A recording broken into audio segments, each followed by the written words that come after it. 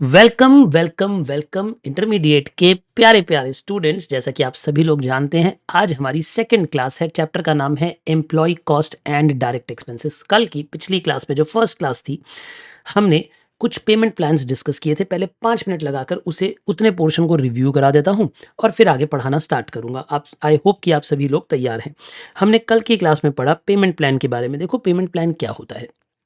हमने सबसे पहले ये बात करी कि भाई, जब दुनिया स्टार्ट हुई, जब दुनिया में वेजेस देनी स्टार्ट की गई, तो वेजेस जो दी गई वो टाइम टेकन के हिसाब से दी जाने लगी। टाइम टेकन का मतलब है जितना समय आपने अपने फैक्ट्री पे लगाया, कंपनी में लगाया, उतने समय के हिसाब से आपको वेजेस मिल जाएंगी। सिंपल, ये सबसे आसान तरीका है। इनफैक्ट आप लोग भी अगर अपने फैक्ट्री में अपने वर्कर्स वगैरह को पे करते होंगे तो देर आर मोर चांसेस कि आप इसी सिस्टम को फॉलो करते होंगे। मीडियम साइज बिजनेसेस यही फॉलो करते हैं यूजुअली, स्मॉल और मीडियम साइज। फिर आती है पीस वेज। पीस वेज का मतलब है जितने ज़्यादा यूनिट बनाओगे, जितने यूनिट बनाओगे उसके हिसाब से पर यूनिट का रेट आपको मिलेगा। हर एक यूनिट के लिए कोई फिक्स रेट होगा, वो आपको मिल जाएगा। ठीक है। फिर आई बोनस प्लान। बोनस प्लान की ज़रूरत क्यों थी? To incentivize. किस लिए थी बेटा? इंसेंटिवाइज। इंसेंटिवाइज मतलब मोटिवेट करने के लिए। बोनस प्लान क्यों लाया जाता है? बोनस प्लान लाया जाता है टू मोटिवेट। आप समझते हैं? To motivate workers. आप वर्कर्स को मोटिवेट करना चाहते हैं, आप उन्हें कहते हैं कि चलो तुम स्पीड में काम करो, फास्ट काम करो, तो हम तुम्हें एक्स्ट्रा पैसे देंगे। इसीलिए हमने उन्हें मोटिवेट करना स्टार्ट किया। तो इसमें एक प्लान बनाया गया which is called Halsey plan. Halsey plan क्या कहता है? वो कहता है भाई देखो, जितनी देर आपने काम किया उतनी देर की वेजेस तो आपको मिलेंगी ही मिलेंगी। ये तो आपका जन्मसिद्ध अधिकार है। चाहे आप धीरे काम करो, चाहे आप तेज काम करो, जितनी देर आपने फैक्ट्री में बिताई है उतनी देर के तो पैसे देने ही पड़ेंगे। करेक्ट? अच्छा, एक बात बताओ, एज एन एम्प्लॉयर आपके मन में ये आ रहा होगा, यार इतनी देर के पैसे क्यों दूं? तूने काम तो किया नहीं, तू तो आगे फैक्ट्री में बस बीड़ी पीता रहा, ताश खेलता रहा। फिर भी देने पड़ेंगे वरना यूनियन स्ट्राइक कर देगी। आपके मन में विद्रोह आ सकता है, लेकिन ये विद्रोह चलेगा नहीं क्योंकि फैक्ट्री नहीं चला पाओगे। अगर आप ऐसे वर्कर को हायर करते हो तो वो आपकी गलती है कि आपने इनएफिशिएंट वर्कर को हायर किया, उसको आपको पैसे तो देने ही पड़ेंगे। टाइम वेस्ट तो देनी ही पड़ेगी। ठीक है, ये बात समझ गए आप मैंने क्या कहा? बट जितनी देर वो बचाएगा उतनी देर की जो वेजेस हैं उसमें से आधा आप उसे दे देंगे। उसमें से आधा आप उसे दे देंगे। ये हाल से कहता था। एच फॉर हाल से, एच फॉर हाफ। याद रखोगे ये बात? याद रखो, एच फॉर हाल से, एच फॉर हाफ। हाफ मतलब 50% वो दे देगा। अब याद रखोगे ये हमेशा कि वो हाफ दे देगा। वैसे मैं आपसे एक सवाल पूछना चाहता हूँ आगे बढ़ने से पहले। अगर हाल से कहता था कि भाई देख, तू आधे, जितनी देर तू मेरे लिए बचाएगा उतनी देर में से आधे के पैसे तू ले जा, आधे के मैं रख लूंगा, तो क्या ये फेयर सिस्टम है या एम्प्लॉयर अभी भी ज्यादा कमा रहा है? जो पैसे बचाए हैं उसने, अब मैं आपको थोड़ी डीप नॉलेज दे रहा हूँ, क्या एक्चुअली में बराबरी का हिस्सा है? नहीं, अभी भी बराबरी का हिस्सा नहीं है। पता है क्यों? क्योंकि एम्प्लॉयर को अभी भी और फायदा हुआ है। मैं कुछ समझाता हूँ जो कॉस्टिंग का पॉइंट ऑफ व्यू है, पर अभी आपने ये लिखना नहीं है। लिखना मत। मैं सिर्फ आपको ये पॉइंट समझाने के लिए बता रहा हूँ। देखो, इमेजिन करो, इमेजिन करो, सिर्फ सुनो। अगर कोई काम के लिए टाइम अलाउड था 100 आवर्स, मान लो कोई काम के लिए टाइम अलाउड था 100 आवर्स, लेकिन एक वर्कर ने टाइम टेकन मतलब कितनी देर में वो काम कर दिया। टाइम अलाउड था इतना, लेकिन उसने टाइम टेकन कर दिया 80 आवर्स, तो उसने 20 आवर्स बचा दिए। उसने टाइम सेव्ड कर दिया, यानी कि 20 आवर्स। ठीक है सर, ये बात तो समझ आ गई। तो एम्प्लॉयर पता है क्या कह रहा है? हाल से में कह रहा है कि देख भाई, जितनी देर आपने बचाई उसमें से आधे पैसे आपके, आधे मेरे। दोबारा कहो, मैंने क्या कहा? जितनी देर आपने बचाई उसमें से आधे पैसे आपके, आधे पैसे मेरे। 50-50 कर लेते हैं। तो मैं आपकी टाइम टेकन की वेजेस तो दूंगा ही दूंगा, प्लस जो टाइम सेव्ड की वेज है, जो वेज बनती है टाइम सेव्ड की, उसका 50% आपको दूंगा। एम्प्लॉय खुश हो गया। एम्प्लॉय ने कहा कितना अच्छा मालिक है, आधा आधा हिसाब कर लिया, आधा आधा प्रॉफिट। लेकिन अभी भी एम्प्लॉयर ज़्यादा फायदे में। बताता हूँ कैसे। सुनो, क्योंकि जो एम्प्लॉयर है, अगर आप ज़्यादा देर काम करते तो उसकी बिजली, पानी, इंटरनेट, ऑफिस के खर्चे भी तो लगते। आप सोचो, अगर एक काम को करने में 100 आवर्स लगते हैं, अगर आपने उसे 80 में करा तो आपने सिर्फ 20 घंटे की लेबर की पे नहीं बचाई है, आपने 20 घंटे के ऊपर के खर्चे भी बचाए हैं। 20 घंटे लाइटें कम जलेंगी उस सामान को बनाने के लिए, क्योंकि आपने जल्दी बना दिया। 20 आवर्स के ओवरहेड्स कम खर्च होंगे। आप समझ पाए मैंने क्या कहा? उस ओवरहेड्स की जो बचत हुई है वो मालिक ने आपके साथ शेयर नहीं करी। वो उसने कहा मेरा ही हिस्सा है, वो तुम्हें नहीं दूंगा। सिर्फ एम्प्लॉय की सैलरी का 50% आपको दे रहा है, यानी मालिक अभी भी फायदे में है। ये बात कहीं आपने लिखनी नहीं है कभी भी लाइफ में, बट ये आपके दिमाग में होनी चाहिए कि एम्प्लॉयर जीत रहा होता है इस वर्किंग में भी, वो एम्प्लॉय से ज्यादा ही कमा रहा होता है। क्या ये बात आपको याद रहेगी और लॉजिक समझ आया? एक बच्चा कह रहा है सर बाकी वर्कर तो काम करेंगे, ऑब्वियसली मैं बाकी वर्कर और पूरी फैक्ट्री की बात नहीं कर रहा, मैं उस पीस को बनाने की बात कर रहा हूँ। उस पीस पे जितना ओवरहेड लगना था, आपने उसमें 20 घंटे की वर्कर्स की सैलरी भी बचाई और उस 20 घंटे के ओवरहेड्स भी बचाए। उस एक पीस की बात हो रही है। ऑब्वियसली आप उसके बाद आप भी नहीं रुके होंगे, आपने भी अगला यूनिट उठा लिया होगा, है ना? छोटा सोचना बंद करो। अभी पता है बच्चा कैसे खेल रहा है, वो घर-घर खेल रहा है कि एक पीस बनाकर हम रिटायर हो जाएँगे। रिटायर थोड़ी ना होंगे, हम अगला पीस बनाएँगे, अगला पीस बनाएँगे, फैक्ट्री तो चलेगी। मैं ये थोड़ा कह रहा हूँ फैक्ट्री कम चलेगी, लेकिन फैक्ट्री में जो यूनिट है वो जल्दी बना। यूनिट है जल्दी बना तो उस यूनिट के ऊपर होने वाले ऊपर के खर्चे भी तो कम हुए। उसके ऊपर के होने वाले खर्चे भी तो कम हुए। क्या ये बात आपको समझ आई मैंने क्या कहा? चलिए, तो ये बात हुई हालसे की। हालसे ने कहा जितनी देर आप बचाओगे उसका 50% मैं आपको दूंगा। अब बात आती है रोवान की। रोवान ने एक सिस्टम बनाया। रोवान ने क्या कहा?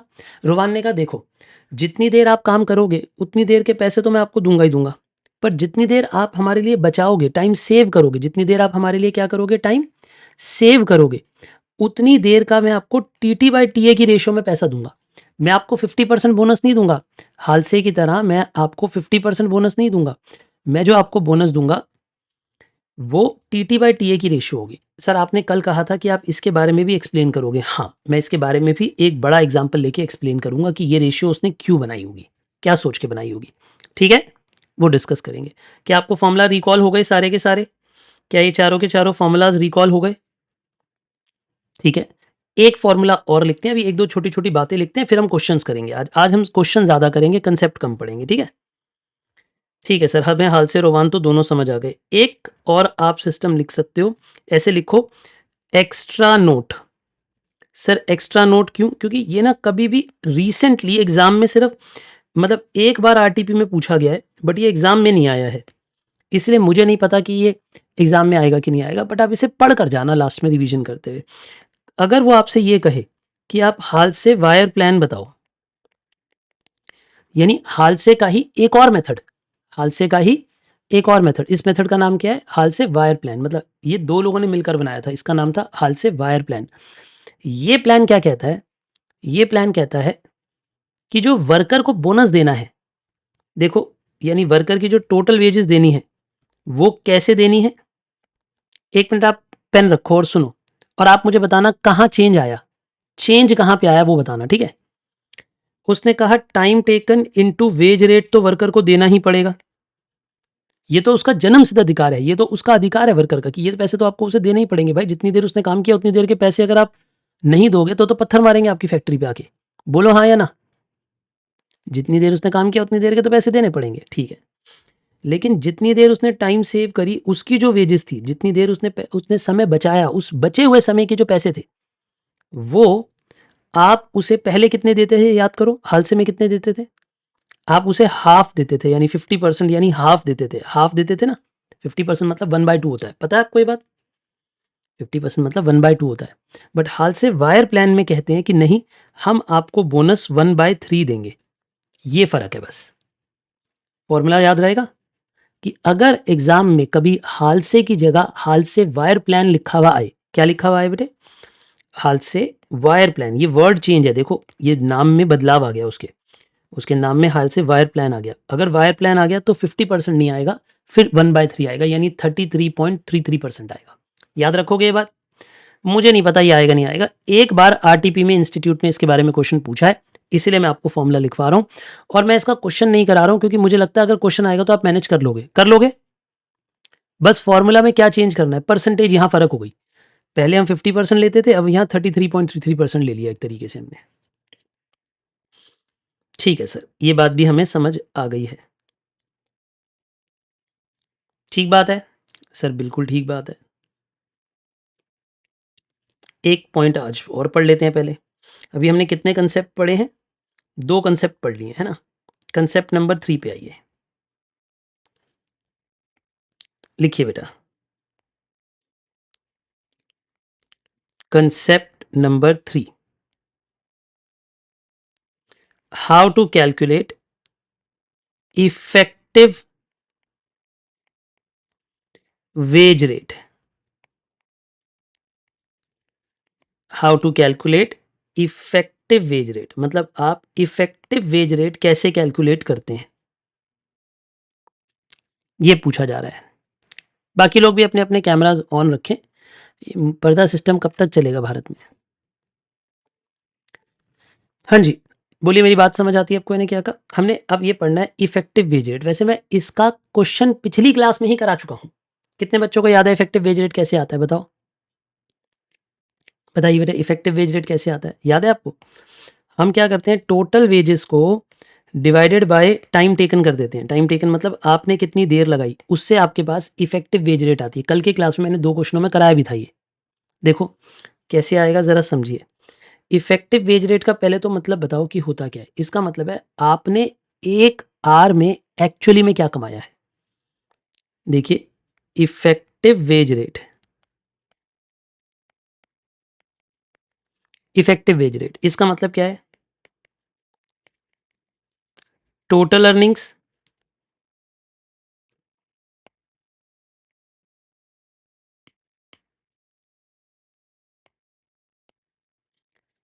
Divided by time taken.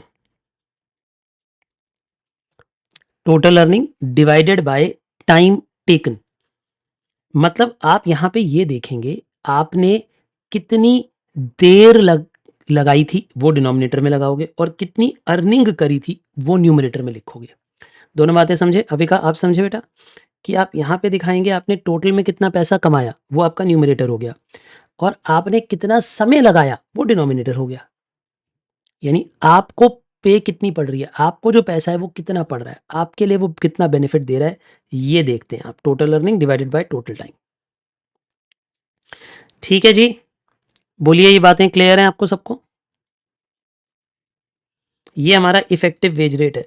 Sir इसका ना मतलब बताओ क्या है, इसका डेप्थ में ये बताओ, ये बता क्या रहा है, ये असली में बता क्या रहा है। अब मैं आपसे एक सवाल पूछूंगा, पता है क्या है? हम और आप ना आम जिंदगी में बहुत चालू लोग हैं। मैं आपसे एक सच बताऊं, आप और हम बहुत चालू लोग हैं आम जिंदगी में, पर जब पढ़ाई की बात आती है ना हम डड्डू बन जाते हैं, क्योंकि ना हम रटने लगते हैं, हम उसे समझने की कोशिश नहीं करते। हम ये नहीं सोचते कि वो क्या बता रहा है, वो समझा क्या रहा है। मैं आपको एक बात समझाता हूँ, उससे आपको बात क्लियर होगी। सुनो, अभी मैं एक एग्जांपल लिखूंगा, आप मत लिखना। पहले मैं आपकी कॉमन सेंस चेक करना चाहता हूँ कि आपके पास कॉमन सेंस कितनी है। और मेरे को ये बात पक्की पता है कि आपके बहुत भरपूर कॉमन सेंस है, बस आप अभी दिखा नहीं रहे हो, छुपा के बैठे हो कॉमन सेंस।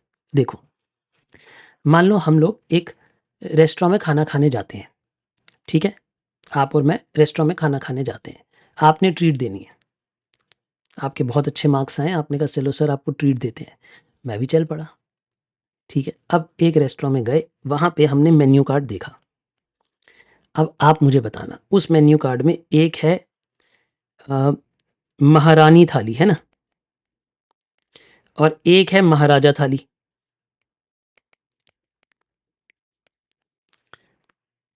जाते हो ना रेस्टोरेंट में? अब इसमें क्या है, अब ध्यान देना, अब कॉमन सेंस चेक हो रही है, ये आपकी लाइव कॉमन सेंस टेस्ट हो रहा है आपका। इसमें है मान लो 3 सब्जी, 3 वो जो डिशेस होती हैं, जैसे दाल मखनी होगी, और क्या होगा, कढ़ाई पनीर होगा, और कोई मिक्स वेज होगा। इसमें भी वैसे ही 3 सब्जी, इसमें भी राइस है, इसमें भी राइस है, इसमें पापड़ है, इसमें पापड़ नहीं है, इसमें लस्सी है, इसमें लस्सी नहीं है, ठीक है? इसमें 2 पराठा है, इसमें भी 2 पराठा है, इसमें भी कर्ड है, कर्ड मिल रही है हमें, इसमें भी कर्ड मिल रही है हमें।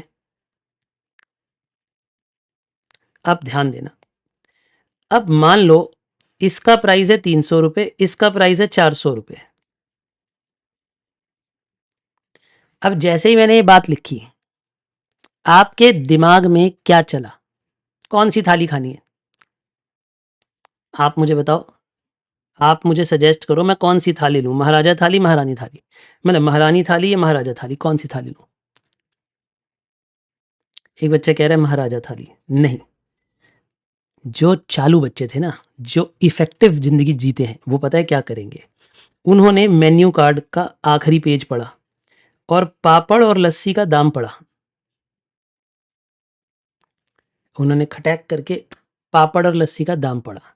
अब उन्होंने ये देखा कि पापड़ की जो एक प्लेट आती है वो 20 रुपए की आती है और लस्सी का जो एक ग्लास आता है वो 60 रुपए का आता है।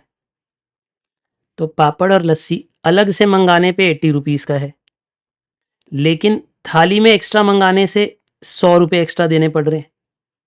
तो क्या आपको महाराजा थाली लेनी चाहिए?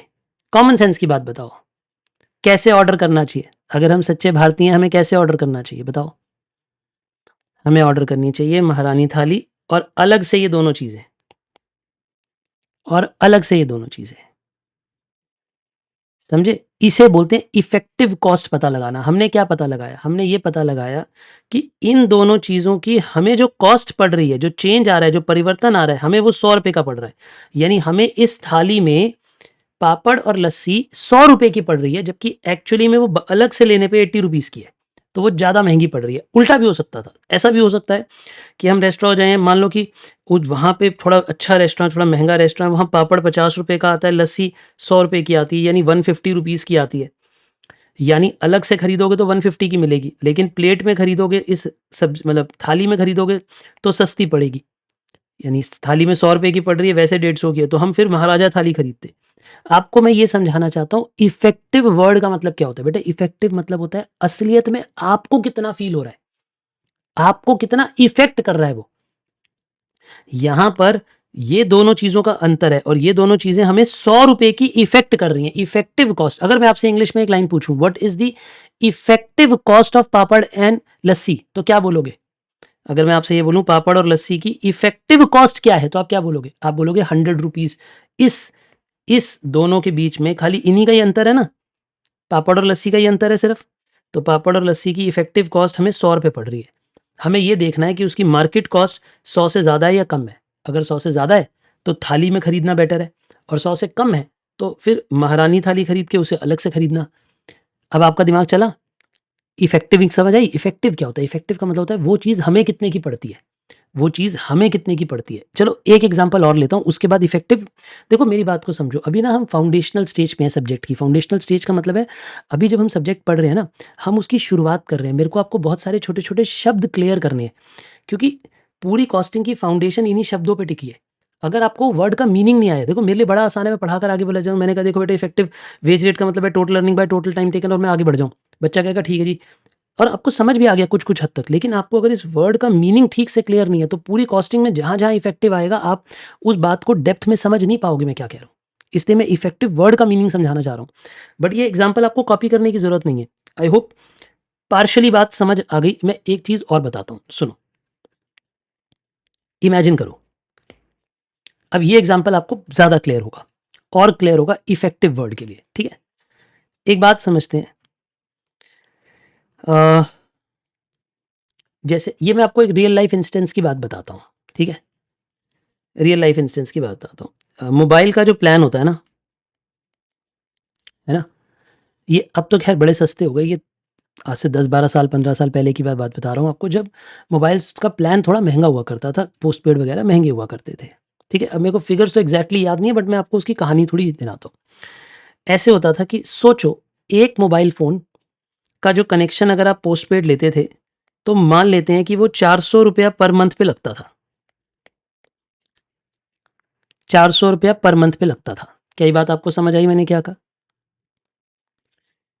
मेरे पास 3 कनेक्शंस थे, मतलब जैसे कि मेरे जो मैं और मेरा 2 लोग यूज़ करते थे स्टाफ मेंबर्स मिलके, हमारे पास 3 कनेक्शन थे। ठीक है, लेकिन एक कॉर्पोरेट प्लान आता था, कॉर्पोरेट प्लान आता था उस टाइम पे, अभी भी आता है, बट अब तो खैर हम लोग ने प्रीपेड शिफ्ट कर लिए, क्योंकि वो सस्ता पड़ता है, मुझे ऐसा लगता है ना। कुछ 1-2 कनेक्शन होंगे पोस्टपेड, बट बाकी सारे घर के, हमारे सारे काम के सारे कनेक्शन प्रीपेड हैं अब। तो कॉर्पोरेट प्लान एक प्लान होता है, उस प्लान में उनका ये ऑफर होता था कि अगर आपके पास 5 कनेक्शंस है ना, 5 कनेक्शंस हैं, तो आपको शायद सस्ता पड़ जाता था। शायद जब आप 5 कनेक्शन इकट्ठे लेते थे तो शायद 1600 रुपए के पड़ जाते थे। मतलब ये इफ मैं मुझे फिगर्स ध्यान नहीं है, बहुत पुरानी बात है, बट मैं आपको फिगर्स सिर्फ काल्पनिक लिख के दिखा रहा हूँ समझाने के लिए। आप ये सोचो कि अगर एक प्लान लोगे, एक फ़ोन लोगे, तो 400 रुपया पर मंथ होगा। पर अगर आप कॉर्पोरेट प्लान लोगे तो 5 कनेक्शन 1600 के आ जाएंगे। तो मैंने और मेरे एक दोस्त ने मिलकर कॉर्पोरेट प्लान ले लिया, यानी हमने कॉर्पोरेट प्लान में अपने 5 नंबर पोर्ट कर दिए और हमें 1600 का कंबाइंड बिल आता था और 5 कनेक्शन हमारे चलते थे। तो हमें रेट क्या पड़ा, एक बात बताओ, रेट क्या था? 400 पर मंथ था, लेकिन हमें मोबाइल कनेक्शन कितने का मिला? हमें 320 रुपया पर मंथ का मिला। तो ये हमारी इफेक्टिव कॉस्ट है, यानी जो इफेक्टिव कॉस्ट का मतलब हो रहा है कि हमें कितना पड़ रहा है। अब ये शब्द समझ आया आपको? इफेक्टिव मतलब हमें कितना इफेक्ट हो रहा है, हमें कितना पड़ रहा है, तो इसे बोलते हैं इफेक्टिव कॉस्ट।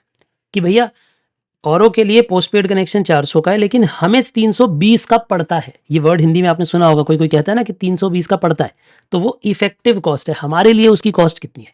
ऐसे ही इफेक्टिव वेज का मतलब क्या है? वर्कर कह रहा है कि भाई औरों की वेज होगी 30 रुपए।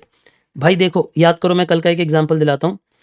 वो कहता था कि औरों की वेज होगी 30 रुपए पर आवर, लेकिन मुझे 33.75 पड़ती है। मुझे, क्योंकि मैं तेज काम करता हूँ, मुझे बोनस भी मिलता है, तो मेरी वेज ज्यादा है कम आवर्स में, तो मुझे वेज 33.75 पड़ती है। यानी वर्कर कहता है कि मेरी वेज 33.75 आती है पर आवर की, मुझे वो इतनी पड़ती है। आई होप अब आपको मतलब समझ आ गया इफेक्टिव वर्ड का। जल्दी बताइए, आगे चलूं?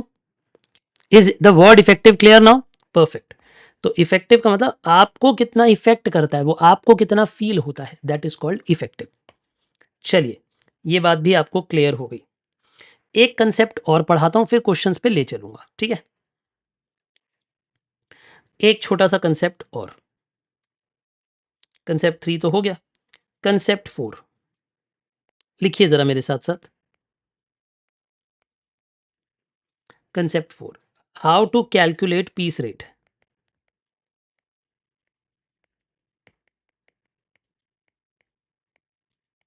If not given in question, यानी अगर क्वेश्चन में पीस रेट ना गिवन हो तो आप कैसे कैलकुलेट करेंगे? क्या है सवाल? अगर क्वेश्चन के अंदर पीस रेट गिवन नहीं है तो आप कैसे निकालोगे, आप मुझे ये बता दो। ठीक है जी? मतलब अगर मानो क्वेश्चन में पीस रेट दिया है तो उसे एक्सेप्ट करो, पर अगर क्वेश्चन में पीस रेट गिवन ही नहीं है फिर मैं क्या करूं? अगर क्वेश्चन में पीस रेट गिवन ही नहीं है तो मैं क्या करूं? ठीक है, सुनिए जी। पीस रेट वर्ड का मतलब क्या होता है? एक पीस बनाने के लिए वर्कर को कितने पैसे दोगे? एक पीस बनाने के लिए वर्कर को कितने पैसे दोगे? वही होता है ना पीस रेट। तो यहां पे पीस रेट का मतलब होता है, अगर क्वेश्चन में ना गिवन हो तो इसका मतलब होता है time allowed for 1 unit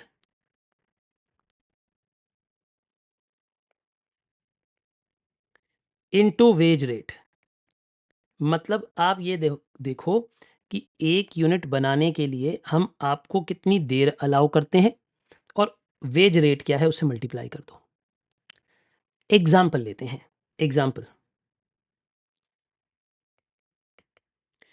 example देखते हैं। अगर मैं ये कहूं कि time allowed for 1 unit is equal to 2 hours and wage rate is equal to ₹30। मान लो एक यूनिट बनाने के लिए 2 आवर्स आपको दिए जाते हैं, आप जितनी मर्जी देर में बनाओ, लेकिन आपको दिए कितने देर जाते हैं, आपको टाइम अलाउड कितना है। मतलब जब जो बंदा प्लानिंग करता है, वो प्लानिंग वाला बंदा आपको 2 आवर्स बोलता है कि भैया 2 घंटे में सामान बना देना, और वेज रेट है 30। तो बताइए आप मुझे कि आपका पीस रेट कितना होगा? तो आप ये कहेंगे कि आपका पीस रेट होगा 2 आवर्स इंटू ₹30। 2 hours into ₹30। ठीक है जी? तो मल्टीप्लाई कर दीजिए, ये कितना हो गया? यानी 60 रुपीज़ पर यूनिट। ये बात क्लियर हुई आपको? एक एग्जाम्पल और लिखता हूं, थोड़ा भारी, और वो आपसे करवाता हूं। इतना कॉपी कर लिया ना सबने? फिर कैमरा ऑफ हो जाते हैं बच्चों के, क्या चक्कर है भैया, कहाँ खो जाते हो? देखो, एक एग्जाम्पल मैं आपसे और पूछता हूं। Time allowed for 5 units is 2 hours and wage rate is ₹30 per hour. बताना ज़रा, इसमें पीस रेट कैसे निकलेगा? देखते हैं कौन-कौन खुद कर पाता है।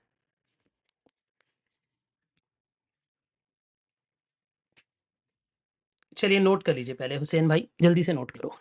मोहम्मद ने अभी तक नोट नहीं किया है।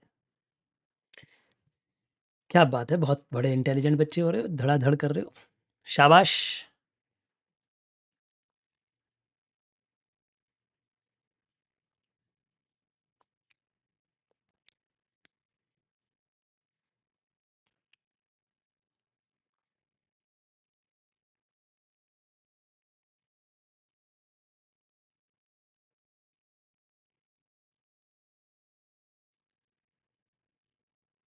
बताइए जी। वेरी गुड, बहुत सारे बच्चों ने करेक्ट आंसर दे दिया वैसे मुझे, बट मेरी ज़िम्मेदारी है कि मैं पूरा क्वेश्चन कराऊँ, इसलिए मैं कराऊँगा। देखो, इस क्वेश्चन को कैसे सोचा आपने? अगर मैं ये कहता हूँ कि टाइम अलाउड जो है, वो है 5 यूनिट्स के लिए 2 आवर्स। देखो, तो जब आप इसका सॉल्यूशन करोगे, आप क्या लिखोगे? आप लिखोगे time allowed for 5 units. 5 units बनाने के लिए 2 आवर्स होते हैं। तो टाइम अलाउड फॉर 1 यूनिट क्या होगा? 1 यूनिट कर दो इधर, 1 यूनिट। मतलब इधर 5 को उठा के नीचे ले जाओ। तो ये क्या बन जाएगा? 2/5। बेटा ये कितना आ जाएगा? 2/5 आ जाएगा। समझते हैं आप? दिव्यांशी ये बात समझ गए आप? ये 2/5 हो जाएगा। यानी कि इसे मैं ऐसे भी लिख सकता हूँ 0.4 आवर्स, यानी 1 यूनिट के लिए टाइम अलाउड है 0.4 आवर्स। तो इसी को तो करना होता है, time allowed for 1 unit. 1 unit के लिए कितना टाइम है? 1 यूनिट के लिए कितना टाइम मिलता है? उसे मल्टीप्लाई करो वेज रेट से। तो बस इसे वेज रेट से मल्टीप्लाई कर दो। तो आप मुझे बताइए पीस रेट कितना आ जाएगा? पीस रेट का फॉर्मूला होता है time allowed for 1 unit into wage rate. यानी कि आप ये कहोगे 0.4 इंटू ₹30, यानी ₹12 पर यूनिट। यानी 1 यूनिट बनाने के लिए हम आपको पीस रेट जो अलाउ करेगी फैक्ट्री, वो ₹12 होगा। यानी 1 यूनिट बनाने के लिए ₹12 मिलने चाहिए। कितने बच्चों ने करेक्ट कर लिया था, ज़रा जल्दी से बताओ? मुझे उम्मीद है ऑलमोस्ट सभी ने करेक्ट कर लिया था। वैसे किसने नहीं किया था ये बताओ? सभी ने कर लिया था? शाबाश, शाबाश, ऑलमोस्ट सभी ने कर लिया था। Very good. चलें बेटा क्वेश्चंस की ओर चलें, थोड़े क्वेश्चंस प्रैक्टिस करें अब हम। अब धीरे-धीरे करके लेवल को बढ़ाएँगे ना। 1 2 3 2-4 क्वेश्चन करेंगे, फिर अगर हमें समय बचेगा आज तो हम कॉस्ट शीट का छोटा-सा एक फॉर्मेट भी पढ़ेंगे, वो भी पढ़ेंगे। ठीक है? कॉपी हो गया है?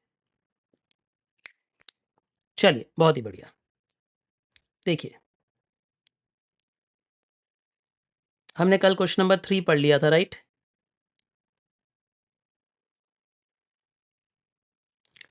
क्वेश्चन नंबर 5 पे आइए। Question number 5 please. देखिए क्या कहता है। क्वेश्चन नंबर 5 जो है, अब यहाँ से हम धीरे-धीरे करके अपने लेवल को बढ़ाना स्टार्ट करेंगे। ठीक है? और या एक काम करो, पहले ना सेकंड क्वेश्चन कराता हूँ। 5th कराऊँगा, बट उससे पहले सेकंड वाला करा देता हूँ, ताकि आप एक बार ना चारों मेथड का क्वेश्चन कर लें, फिर 5th पे इसके बाद आ जाएँगे 5th पे। चलो, एक प्रैक्टिस क्वेश्चन और पढ़ा देता हूँ पहले। देखिए, एक स्किल्ड वर्कर है, ज़रा ध्यान दीजिएगा बेटे। क्वेश्चन कहता है एक स्किल्ड वर्कर है, पीके लिमिटेड में काम करता है। पीके काम नहीं करता, पीके लिमिटेड कंपनी का नाम है। Is paid a guaranteed wage. Guaranteed wage का मतलब है हमने उसे वादा कर रखा है कि इतनी वेज रेट तो आपको मिलेगी सरकार, इतने पैसे तो आपको मिलेंगे अगर आप काम पे आओगे। आपको एक बात बताऊँ वैसे में, बड़ी अजीब बात, आपको लगती नहीं होगी ये बात ये, लेकिन ये सच है। बड़ी-बड़ी कंपनियों के सभी मालिक वर्कर से डरते हैं। आपकी जितनी बड़ी कंपनी होगी आपको वर्कर से उतना ज़्यादा डर लगता है, क्योंकि वर्कर्स बना लेते हैं ट्रेड यूनियन, और अगर आप कुछ भी उनके लिए उल्टा-सीधा करते हैं, वो सीधा स्ट्राइक कर देते हैं। वर्कर्स को लगता है कि क्योंकि देखो वर्कर्स का स्ट्राइक में कुछ नहीं जा रहा होता, स्ट्राइक में भी उनको सैलरी मिलती है, उनको वेज मिल रही होती है। लेकिन कंपनी वेज भी दे रही है, खर्चे भी कर रही है, बिजली, पानी, इंटरनेट सब कुछ खर्च कर रही है, लेकिन प्रोडक्शन नहीं हो रही, तो कंपनी को बहुत नुकसान हो रहा होता है। इसीलिए हर मालिक वर्कर से डरता है। तो ये बातें जो अब आपको आप पढ़ते हो ना गारंटीड वेज, तो आपके मन में ये शक आता है कि काहे बात की गारंटी? घर पे तो अगर मेड आंटी नहीं आती तो मम्मी पैसे काटने की धमकी दे देती हैं, चाहे काटे ना काटे उनके, धमका तो देती हैं कि अगर नहीं आए तो पैसे कट जाएंगे, ताकि वो टाइम पे आए और काम करके जाएं, है ना। लेकिन फैक्ट्रियों में नहीं चलता बेटे ये धमकाने वाला सिस्टम। ये वहाँ गारंटीड वेज रेट होती है, काम पे आए, काम करो या ना करो, उतने पैसे तो मिलेंगे। ठीक है, आपकी वेज रेट गारंटीड कितनी है? 15 रुपीज़ पर आवर इन अ 48 आवर्स वीक, मतलब हर हफ्ते 48 आवर्स आपको काम के लिए दिए जाते हैं, और आपको 15 रुपये पर आवर फिक्स दिए जाते हैं कि भाई जब भी आप फैक्ट्री में आओगे 15 रुपये पर आवर दे देंगे। तो ये आपकी वेज रेट हो गई। ठीक है, the standard time to produce a unit is 18 minutes. एक यूनिट बनाने के लिए आपको 18 मिनट अलाउ किए जाते हैं। आपको कहा जाता है कि अगर आप एक यूनिट बनाना चाहते हो तो हम आपको 18 मिनट्स अलाउ करेंगे। चलो मैं एक काम करता हूँ, मैं साथ साथ लिखना स्टार्ट करता हूँ। आप भी चाहो तो ये जानकारी लिख सकते हो मेरे साथ साथ, ठीक है जी। पहले आप लिखिए वेज रेट। वेज रेट को मैं आगे लिखूंगा WR, इसलिए मैं इधर ऐसे WR लिख रहा हूँ, और वो थी हमारी 15 रुपीज़ पर आवर। हमारी वेज रेट कितनी थी, ज़रा जल्दी से बताइए। वेज रेट थी 15 रुपीज़ पर आवर। अब इधर देखिए, time allowed for 1 unit. 1 unit का टाइम अलाउड कितना था? 18 मिनट्स। क्या मैं 18 मिनट्स को ऐसे लिख सकता हूँ, 18/60 आवर्स? ये जानते हो आप, अगर आप मिनट्स को डिवाइड बाय 60 कर देते हो तो वो आवर्स में कन्वर्ट हो जाता है। यूनिटरी में ये वाले कन्वर्जन्स तो आती हैं सबको, कि minutes divided by 60 becomes hours. तो ये बन गया 0.3 आवर्स, यही बन जाएगा 0.3 आवर्स हो गया ना। ठीक है, तो टाइम अलाउड एक यूनिट के लिए हो गया 0.3 आवर्स। Perfect perfect. देखिए फिर आगे, ड्यूरिंग अ वीक, यानी एक हफ्ते में एक स्किल्ड वर्कर ने 200 यूनिट्स बना दिए, तो यानी आपकी प्रोडक्शन कितनी है, यानी आउटपुट कितनी है?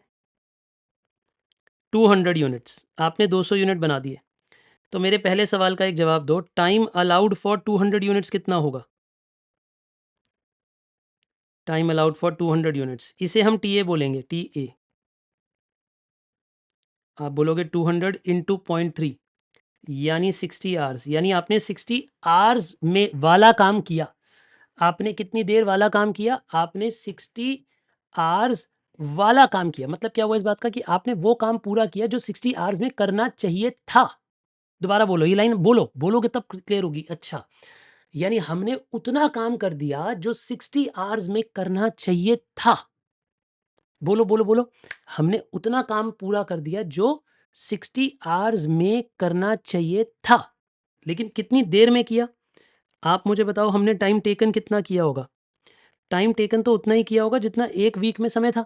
एक वीक में समय था ही कितना? एक वीक में 48 आवर्स का वीक था, तो फैक्ट्री 48 आवर्स खुली तो 48 आवर्स ही काम किया होगा हमने, जब क्वेश्चन कुछ और नहीं कह रहा। ठीक है, नहीं नहीं, यहाँ पे था, मैं इस वाले क्वेश्चन पे था, मैंने गलत क्वेश्चन पढ़ लिया, ये वाला था। 48 आवर्स का वीक था, है ना।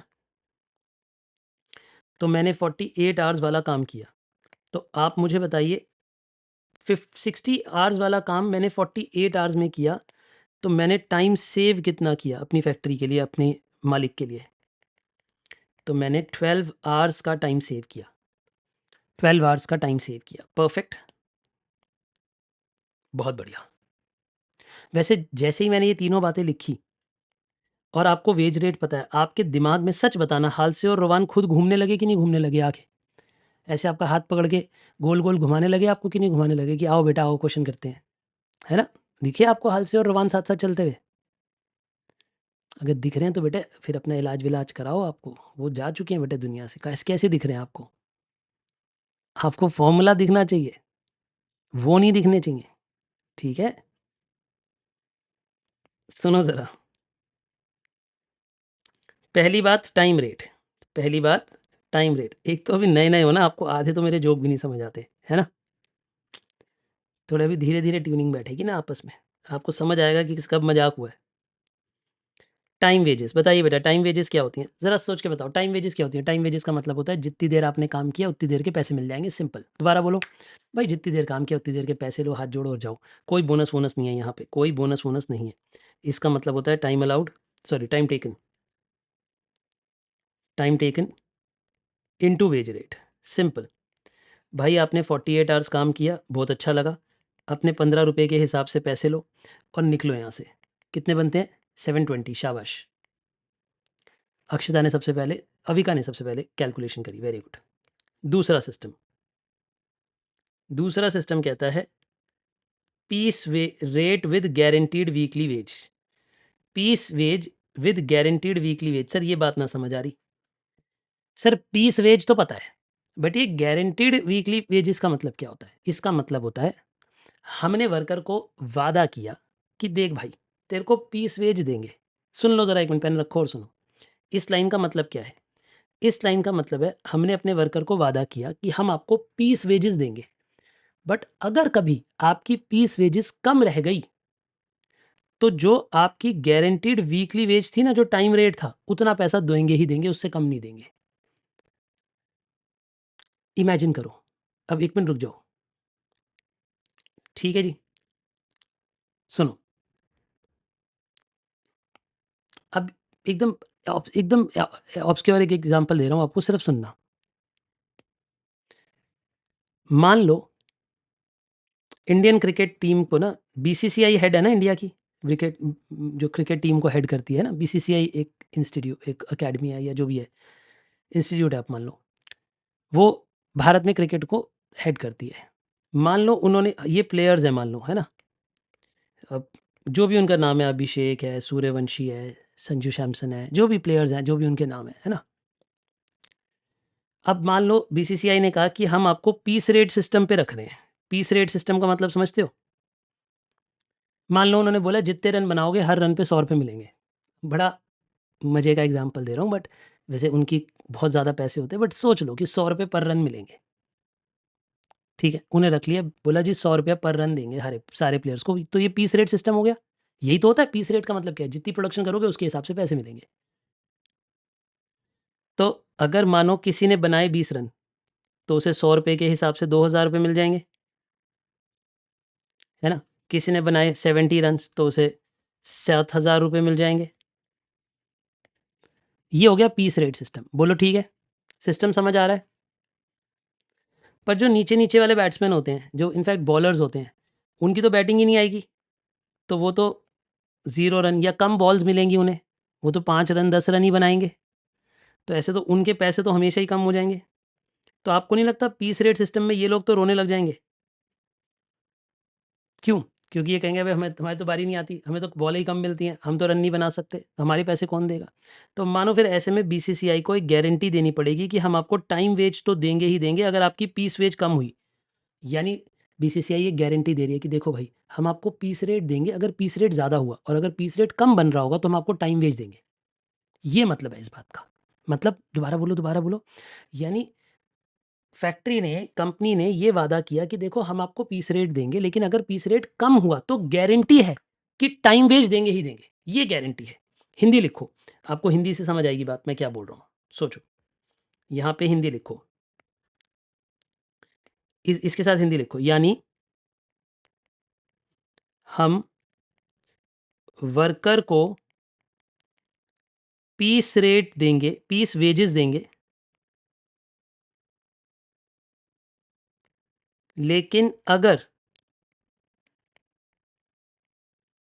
पीस रेट वेजेस कम हुई टाइम वेजेस से, यानी अगर पीस रेट वेजेस कम हुई टाइम रेट वेजेस से, क्या ये बात आपको समझ आई? हमने वर्कर को क्या कहा, देखो मेरी बातों को सुनो, हमने कहा कि भाई हम आपको पीस रेट वेज देंगे, पर अगर पीस रेट वेज कम हुआ टाइम रेट वेज से, दोबारा कहो, अगर पीस रेट वेज कम हुआ टाइम रेट वेजेस से, ये बात समझ आई आपको मैंने क्या कहा? अगर पीस रेट वेजेस कम हुई टाइम रेट वेजेस से, देन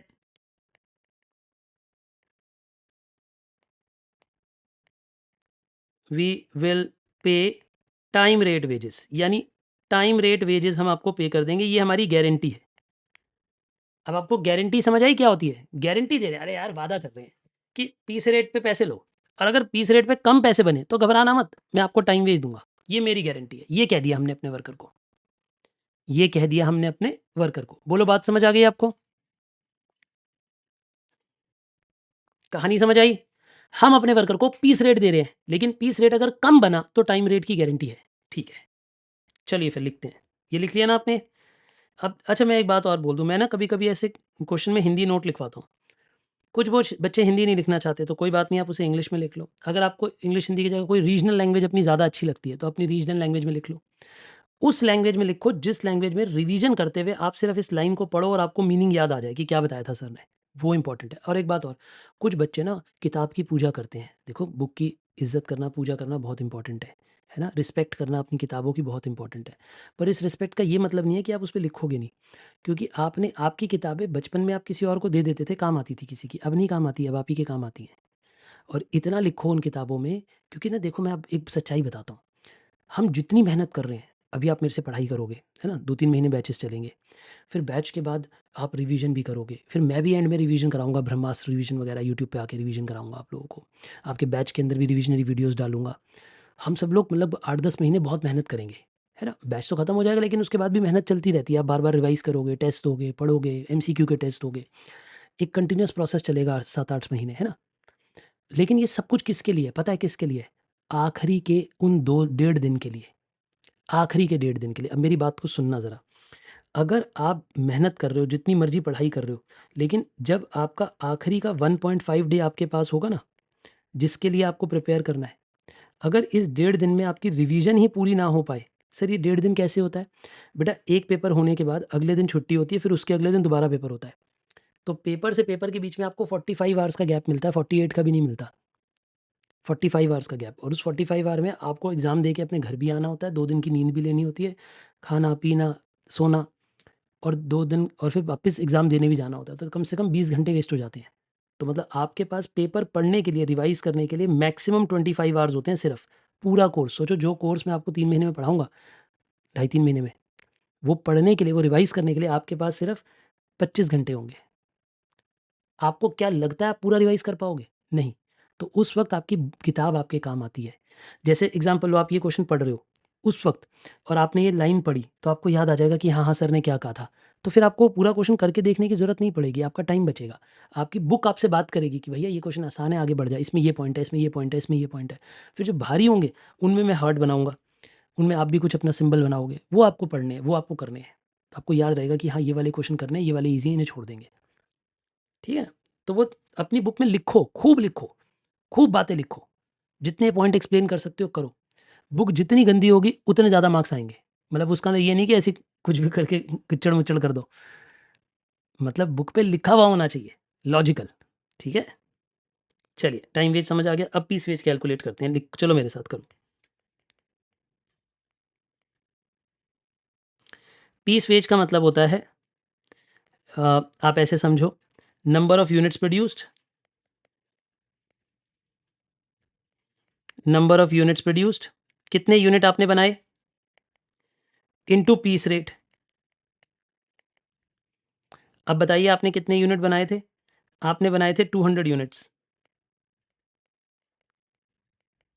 और पीस रेट कितना है? अब सर हमें तो इस क्वेश्चन में पीस रेट ही नहीं पता, तो कोई बात नहीं, पहले पीस रेट निकाल के आते हैं। हमें पीस रेट नहीं पता, तो यहाँ वर्किंग नोट बनाते हैं। आप मुझे बताइए, मैंने पीस रेट के लिए आपको क्या समझाया था? पीस रेट के लिए मैंने आपको बताया था ना कि हम देखते हैं टाइम अलाउड फॉर 1 यूनिट, एक यूनिट के लिए कितना टाइम अलाउड होता है, इनटू वेज रेट। बताइए, एक यूनिट के लिए कितना टाइम अलाउड होता है? हमें पता है एक यूनिट के लिए 0.3 आवर्स अलाउड होते हैं, तो आप लिखोगे 0.3 आवर्स, और वेज रेट कितना होता है, 15 रुपीज़ पर आवर। तो इन्हें मल्टीप्लाई कर दो, आपका एक पीस का रेट है 4.5, यानी आपको एक पीस की जो रेट मिलेगा वर्करों को, वो 4.5 रुपये मिलेंगे। यानी हम अपने वर्कर को कहते हैं एक पीस बनाओ, 4.5 रुपये पाओ। क्या बोलते हैं बेटा हम अपने वर्कर को? एक पीस बनाओ और 4.5 रुपये पाओ, मतलब 4.5 रुपीज़ पाओ। ठीक है जी, इंजॉय करो। तो उन्होंने बनाए 4.5 इंटू 200, तो वर्कर्स की वेजेस कितनी बन जाएंगी? 900। अब मुझे एक बात बताओ, क्या 900 जो है वो टाइम वेज से कम है या ज़्यादा है? ज़्यादा है। तो क्या गारंटी इन्वोक होगी? क्या गारंटी लागू होगी? नहीं, गारंटी लागू नहीं होगी। क्यों नहीं होगी गारंटी लागू? क्योंकि आप टाइम वेज से ज़्यादा कमा रहे हो। अगर टाइम वेज से कम कमा रहे होते तो हमने गारंटी दी थी कि हम आपको टाइम वेज देंगे। हमने आपको गारंटी दी थी कि हम टाइम वेज देंगे, पर यहाँ पे गारंटी की कोई पर्पस नहीं है, क्योंकि आप ऑलरेडी गारंटी से ऊपर कमा रहे हो। आप ऑलरेडी गारंटी से ऊपर कमा रहे हो। क्या ये बात आपको समझ आ गई? तो इधर अपने लिए एक सेल्फ नोट लिख लो। सेल्फ नोट ऐसे लिखो ये, ताकि रिवीजन में आपको हेल्प करेगा। No usages of guarantee here because piece rate wages is greater than time rate wages. क्योंकि आपकी पीस रेट के पैसे टाइम रेट से ज़्यादा आ गए थे, इसलिए आपको गारंटी लगने की ज़रूरत नहीं पड़ी। अच्छा एक बात बताओ, अगर इसी क्वेश्चन में यहाँ पे आंसर 700 आ जाता, मान लो किसी वजह से इधर आंसर 700 आ जाता, फिर क्या करते? आप कितनी वेजेस देते? 700 देते या 720 देते? तब आप उन्हें 720 देते, गारंटी को यूज़ करते। आप कहते कि भैया मैंने तुम्हें गारंटी दी थी कि टाइम वेज से कम आपके पैसे नहीं बनेंगे, मतलब पीस वेज के साथ गारंटी ऑफर की थी, तो मैं अब आपको टाइम वेज दूंगा। मतलब उस केस में हम 700 ना देकर हम यहाँ लिख देते 700 को कैंसिल करेंगे और 720 गारंटीड वेज देंगे। तब हम ये लिख देते कि गारंटी वेज हम 720 देंगे, 700 नहीं देंगे। मोहम्मद समझ गए आप मेरी बात? पक्की बात है? Cool cool. चलिए तीसरे पॉइंट पे चलें। ए और बी दोनों समझ आ गए, सी पे आ जाते हैं। सी है हाल से, फिर डी है रोवान। अब तो दोनों आसान है, हाल से रोवान। हाल से प्लान वेजेस बताइए जी, हाल से प्लान की वेजेस कैसे आती हैं?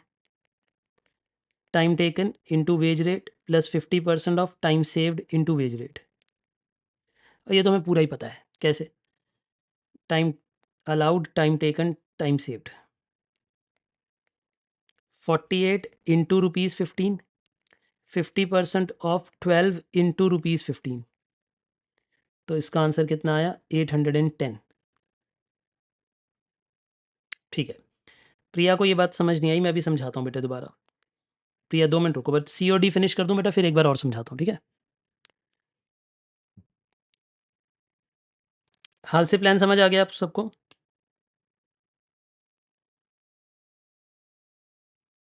देखिए डी पॉइंट। अब हम बात करते हैं रोवान प्लान की।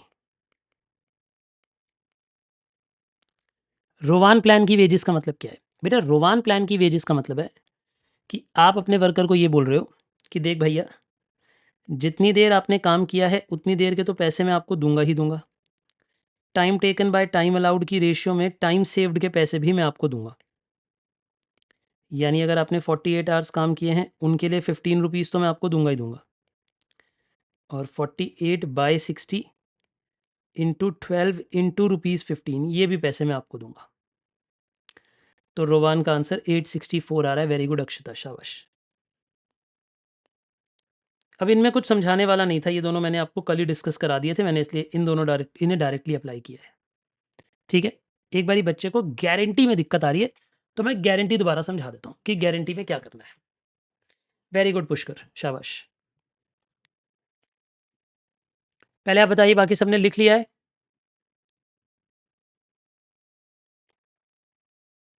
शाबाश, B fast B fast.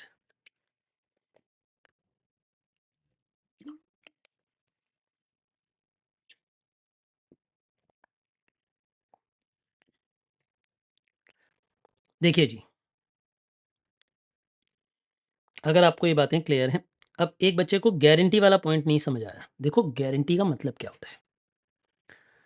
Guarantee का मतलब ये है बेटा कि हमने अपने जो एम्प्लॉई है, जो वर्कर है, उसे ये बात बोली थी कि हम आपको पीस रेट देंगे with a guaranteed weekly wage. Guaranteed weekly wage का मतलब है कि आपकी जो वीकली वेज है वो हमारी गारंटी से कम नहीं होगी, और गारंटी हमेशा टाइम वेज की होती है। गारंटी हमेशा किसकी होती है? क्योंकि उसने ये बात बोली थी कि गारंटीड वेज है 15 रुपये पर आवर। उसने गारंटीड वेज टाइम वेज को बोला था, 15 रुपये पर आवर की वेज 48 आवर्स के लिए गारंटी की थी। तो हमारी गारंटीड वेज रेट कितनी है? गारंटीड वेज है 15 रुपये के रेट पे 48 आवर्स की वेज। गारंटीड वेज रेट कितनी है? 48 आवर्स के लिए 15 रुपये की वेज रेट हमने गारंटी दे रखी है। यानी हमने वर्कर को कह रखा है कि ये जो वेज आती है ना 720, ये तुम्हारी गारंटी है। यानी अगर आपका पीस रेट, जो पीस वेज बनेगी, अगर वो 720 से कम होगी तो घबराना मत, मैं आपको 720 दूंगा, ये मेरा वादा है, ये गारंटी है, ताकि वो स्ट्राइक ना कर दें। वरना वर्कर पता है क्या होता है, वर्कर कहेंगे हम नहीं जा रहे पीस रेट पे, हम स्ट्राइक कर रहे हैं। तो हम उन्हें गारंटी दे रहे हैं कि भाई कोई बात नहीं, अगर पीस वेज में पैसे कम बनेंगे तो मैं आपको कम नहीं दूंगा, पूरे 720 दूंगा, ये दूंगा, और अगर ज़्यादा बनेंगे तो ज़्यादा दे दूंगा। मतलब मालिक ही आपको गारंटी दे रहा है। गारंटी का मतलब क्या है? एग्जाम्पल लो, आपने एक बल्ब खरीदा, प्रिया ध्यान दो बेटा, आपने एक बल्ब खरीदा और उस बल्ब के ऊपर लिखा है कि 300 आवर्स की गारंटी है। इसका मतलब क्या है बताओ? 300 आवर्स की गारंटी का मतलब क्या है? कि अगर वो बल्ब चलते चलते 300 आवर्स से पहले खराब हो गया तो वो आपको नया बल्ब दे देंगे। बट अगर 300 आवर्स से ऊपर चला गया, ज़्यादा चला गया, तो कुछ नहीं होगा, फिर गारंटी नहीं लगेगी। क्यों? क्योंकि 300 आवर्स से ऊपर चला गया ना वो तो चलते चलते। क्या ये बात आपको समझ आई? अगर ऊपर चलेगा फिर काहे बात की गारंटी। ऐसा ही इस क्वेश्चन में हुआ, आपकी पीस वेज ज़्यादा बन गई, पीस वेज टाइम वेज से ज़्यादा बन गई, गारंटीड वेज से ज़्यादा बन गई, तो फिर गारंटी लगाने की ज़रूरत ही नहीं पड़ी आपको, क्योंकि आपकी वेज ज़्यादा बन गई थी। गारंटी तो तब इन्वोक होती ना, गारंटी तो तब लागू होती, तब आप जाके मालिक को बोलते हैं कि भैया दे दे रहा, मेरे पैसे और दे, मेरे पैसे कम बन रहे हैं पीस रेट में। अगर आपने कम यूनिट बनाए होते, तो आपके अगर यहाँ पे आपने मान लो आपने 100 यूनिट बनाए होते, तो आपको तो 450 रुपीज़ मिलते और आप रोने लग जाते। आप कहते अरे यार ये पीस रेट ने तो मुझे बर्बाद कर दिया। तो मालिक कहता रुको रुको रुको, 450 नहीं दूंगा आपको, 450 नहीं दूंगा आपको, 720 की वेज मिलेगी, जाओ एंजॉय करो।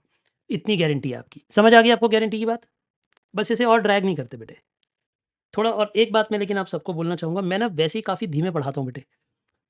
अगर आप 100% फोकस करेंगे ना, आपको कभी भी डिले नहीं होगा समझने में।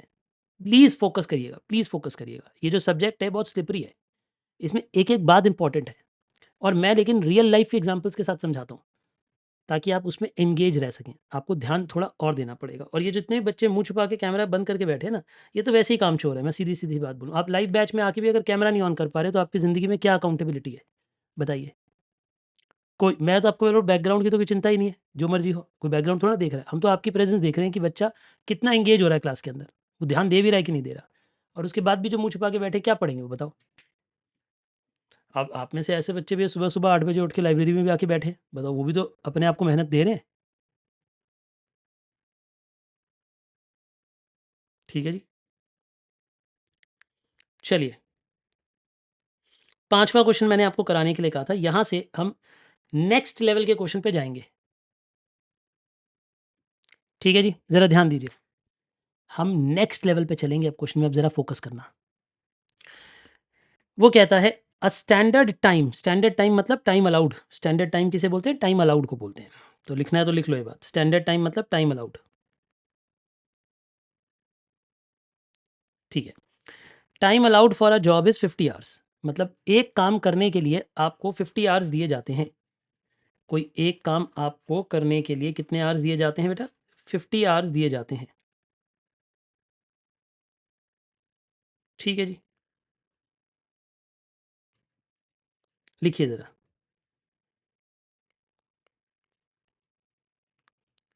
Time allowed for a job, यानी TA 50 आवर्स है। ये बात क्लियर हो गई बेटा? ठीक है सर, हमें ये बात समझ आ गई। अब वो ये कहता है the early rate of guaranteed wages is 9, यानी वेज रेट गारंटी है 9 रुपए की, मतलब 9 रुपए पर आवर तो आपको मिलेंगे मिलेंगे, ये भी गारंटी है। ठीक है।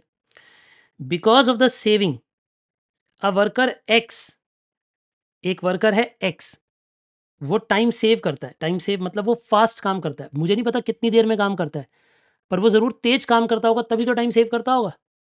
अच्छा एक बात हो, अगर मेरे को कोई काम करने के लिए आपने 50 आवर्स दिए, अब यहाँ पे ना जॉब है, जॉब, यहाँ पे यूनिट वाला क्वेश्चन नहीं है, जॉब वाला क्वेश्चन है। जॉब का क्वेश्चन मतलब सोचो, मान लो हम लोग एक पेंटर है ना, हमें एक घर पेंट करने के लिए 50 आवर्स मिलते हैं कि एक घर पेंट करना है 50 घंटे में। लेकिन हमने वो मान लो 40 आवर्स में कर दिया, हमने वो टाइम टेकन कर दिया 40 आवर्स, तो हमने टाइम सेव्ड कर दिया ना 10 आवर्स, इसका मतलब हमने टाइम बचाया। तो ये जॉब है, जॉब का मतलब वो यूनिट वाइज नहीं है, पूरा एक काम है, पूरे काम को हमने वन जॉब कह दिया, ठीक है। अब वो कहता है कि हमने टाइम बचाया, इसकी वजह से हमारे को आर्ली वेज रेट इतनी पड़ती है, यानी हमारी इफेक्टिव वेज रेट इतनी हो जाती है। इसका मतलब है कि हमारी इफेक्टिव वेज रेट इतनी हो जाती है रोवान प्रीमियम में, रोवान प्रीमियम में हमारी इफेक्टिव वेज इतनी हो जाती है। इसका मतलब क्या हुआ सर? अब देखो इसका मतलब समझो, आराम से पहले मतलब समझो, लिखो मत अभी, पहले सुनो थोड़ी देर। इसका मतलब है टाइम अलाउड है किसी एक काम को करने के लिए 50 आवर्स। हमें नहीं पता कि हमने कितनी देर में काम कंप्लीट किया, ये बताया ही नहीं है क्वेश्चन में। सुनो, हमें ये बात पता ही नहीं कि कितनी देर में काम कंप्लीट हुआ, तो मैं लेट कर लेता हूं कि टाइम टेकन जो है उस काम को करने के लिए,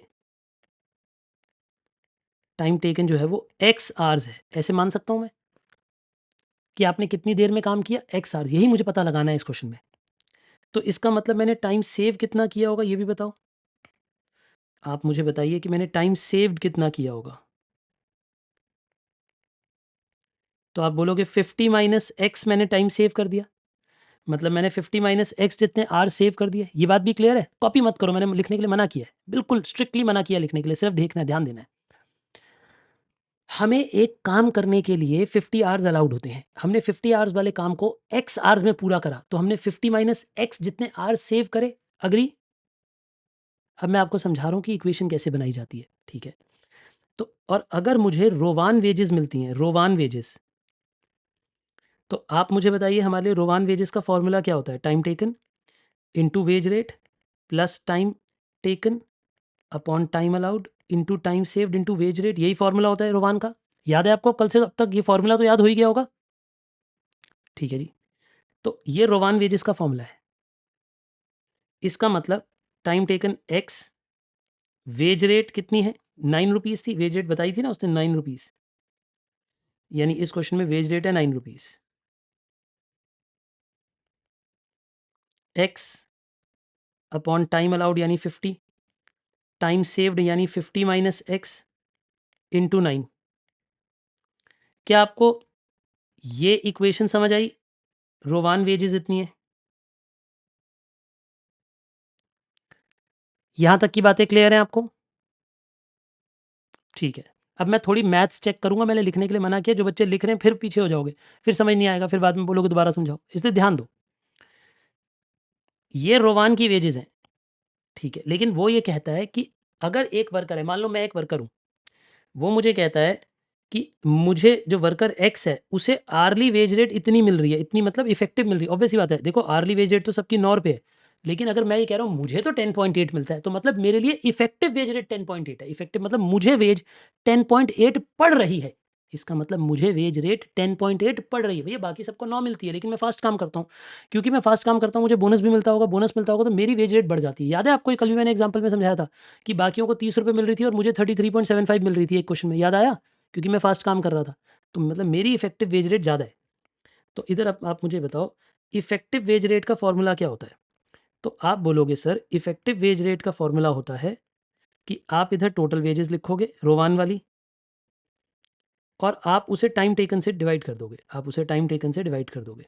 हमें ये बात पता है कि इस क्वेश्चन में इफेक्टिव वेज है 10.8 और जो रोवान वेजेस हैं वो हैं 9x। मुझे देखो ध्यान से, कैलकुलेशन को समझो पहले।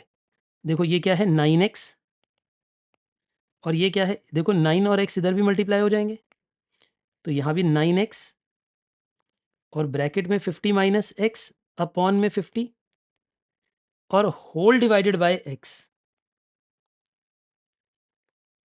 आप पहले इस इक्वेशन को आराम से समझो, देखो मैंने क्या लिखा, 9 इंटू एक्स हो गया 9x, 9 इंटू एक्स हो गया, ये दोनों भी मल्टीप्लाई होकर 9x हो गए, और 50 माइनस एक्स को ब्रैकेट के अंदर ही लिखा रहने दिया, डिवाइडेड बाय 50 लिख दिया मैंने, और whole divide by time taken. Time taken कितना था? टाइम टेकन था x आवर्स, तो मैंने x आवर्स दिखा दिया।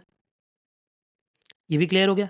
अब मैं आपसे थोड़ी मैथमेटिक्स डिमांड कर रहा हूँ, आप मुझे बताना आपको उतनी मैथ समझ आती है कि नहीं। क्या मैं इन दोनों में से 9x को कॉमन ले सकता हूँ? कॉमन लेना आता है आपको मैथमेटिकली? क्या मैं इसे ऐसे लिख सकता हूँ? देखो कि 10.8 is equal to 9x, common ले लिया, तो देखो जब यहाँ पे से 9x चला जाएगा तो बचेगा 1, जब यहाँ से भी 9x चला जाएगा तो बचेगा 1,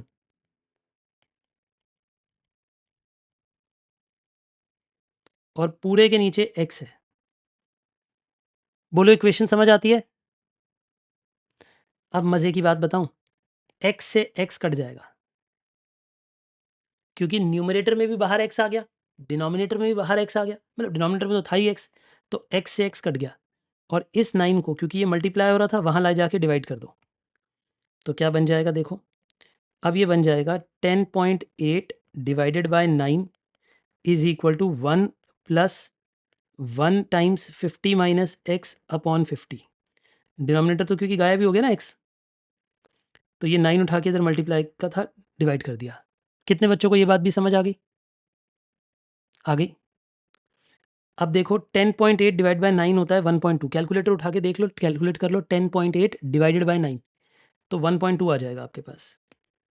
1.2 is equal to 1 plus 50 minus X upon 50, क्योंकि 1 से इंटू भी करोगे तो फर्क नहीं पड़ता कुछ, है ना। अब ये +1 है, वहाँ जाके -1 हो जाएगा, 1.2 -1। सर क्या इसी आज के दिन के लिए ही मैंने बचपन से मैथ्स पढ़ी थी? हाँ बेटा, आज के दिन के लिए ही आपने पूरे जीवन मैथ्स पढ़ी थी। बोलो यहाँ तक की बात समझ आ गई आपको मैंने क्या कहा? अब इन दोनों को माइनस करो तो ये बचा 0.2, 0.2 बचा, 50 माइनस एक्स अपॉन 50। अब इस 50 को उठा के वहाँ पे मल्टीप्लाई कर दो, तो ये कितना हो जाएगा? 0.2 into 50 is equal to 50 minus X, तो ये कितना हो जाएगा? 10 is equal to 50 minus X. अब एक्स उठा के इधर ले आओ, देखो अब क्या करो, एक्स उठा के इधर ले आओ, 10 उठा के उधर ले जाओ, तो x is equal to 50 minus 10, तो x is equal to 40 hours, यानी time taken is equal to 40 hours.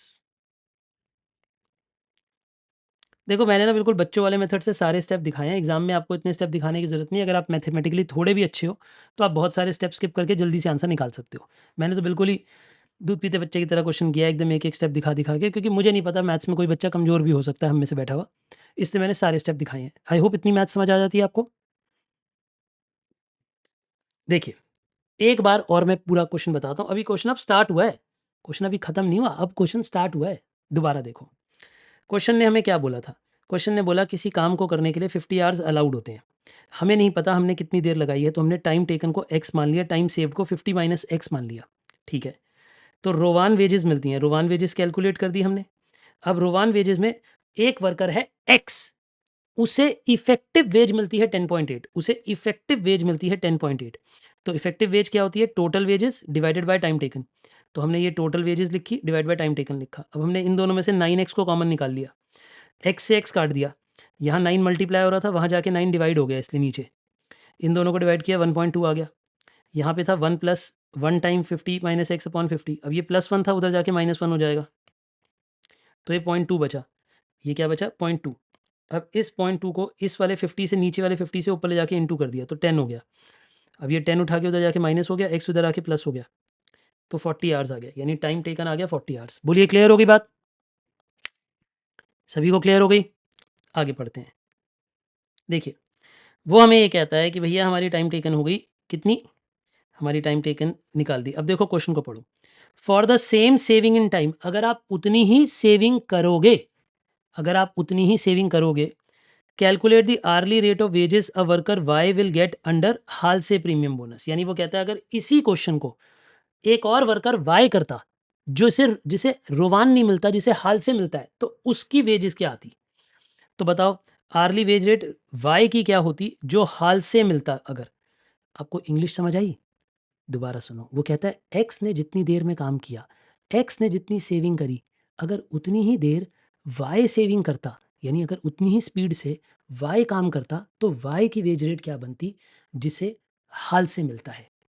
यानी हमने रोवान के लिए तो सॉल्व कर लिया, हमने एक्स के लिए तो सॉल्व कर लिया कि एक्स ने टाइम टेकन किया होगा 40 आवर्स, मतलब दो वर्कर हैं। अब आप समझो, यानी दो वर्कर हैं, एक वर्कर है एक्स, एक वर्कर है वाई। इन दोनों को टाइम अलाउड कितना है 50 आवर्स, टाइम अलाउड कितना है 50 आवर्स, इसका टाइम टेकन कितना है 40 आवर्स, तो इसका टाइम सेव्ड कितना है 10 आवर्स, और वर्कर एक्स जो है उसे रोवान सिस्टम मिलता है, रोवान वेजेस मिलती हैं उसे, लेकिन जो एक्स वाई है उसे हाल से वेजेस मिलती हैं।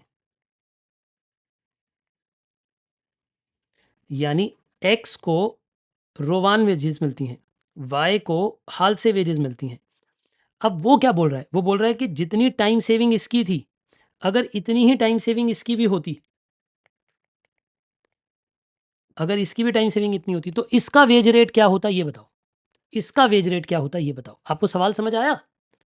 वो कह रहा है जितनी देर में एक्स ने काम किया, एक्स ने टाइम सेविंग की, अगर इतनी ही टाइम सेविंग वाई की होती तो वाई की वेज रेट क्या होती ये बताओ। अच्छा, यानी क्वेश्चन ऐसे बना है कि पहले उसने एक्स के लिए सॉल्व करवा के ये 40 पता लगाया, अब इस 40 को इधर यूज करके वाई सॉल्व करना है। जी हाँ, जी हाँ, बिल्कुल ठीक। क्वेश्चन समझ आया बेटे?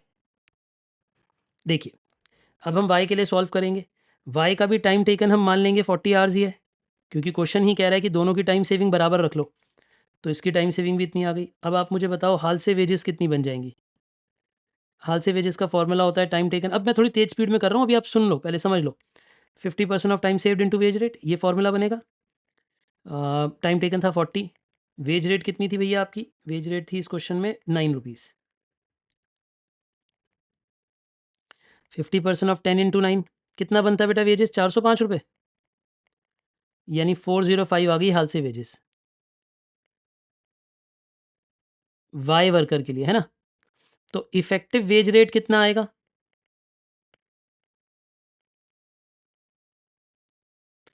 वाई का इफेक्टिव वेज रेट कितना आएगा? 405 अपॉन टाइम टेकन यानी 40 आवर्स। कितना बनता है बेटा ये? 40, 405 डिवाइड बाय 40, 10.25, 125, ये आपकी वेजेस है।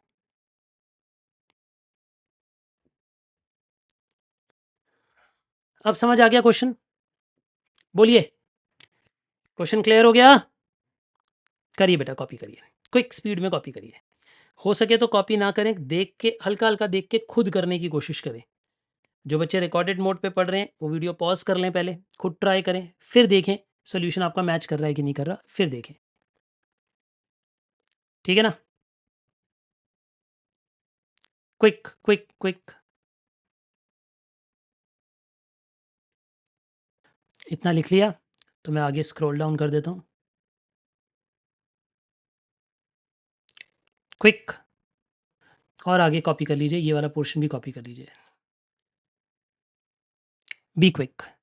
और जिन्होंने बच्चों ने कर लिया है वो पहले 6 क्वेश्चन ट्राई कर लीजिए मेरे कराने से पहले। मैं 6 कराऊंगा आपको, बट मेरे कराने से पहले आप लोग ट्राई कर सकते हैं अगर चाहें तो।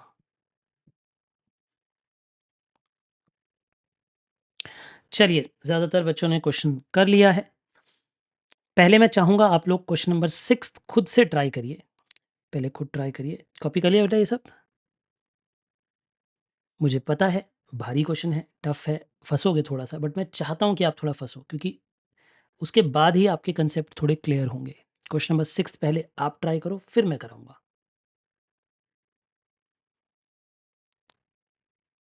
ठीक है ना?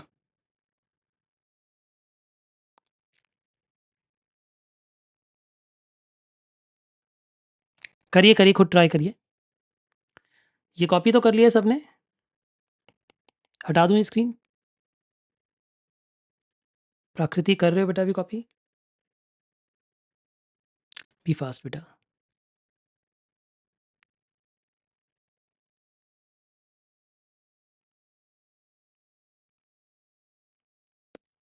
कुछ बच्चे कर रहे हैं फास्ट स्पीड में, शाबाश।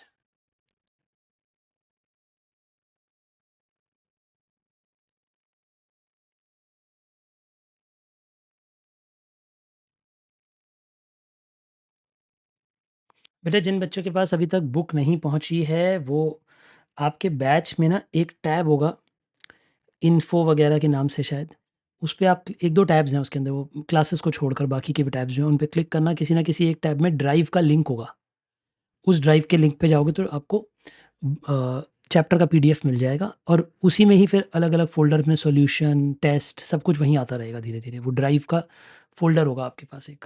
कुछ बच्चों ने ढूंढ भी लिया होगा, नहीं ढूंढा है तो जिस ऐप में आप हो वो ऐप के अंदर आपको मिल जाएगा ये सब।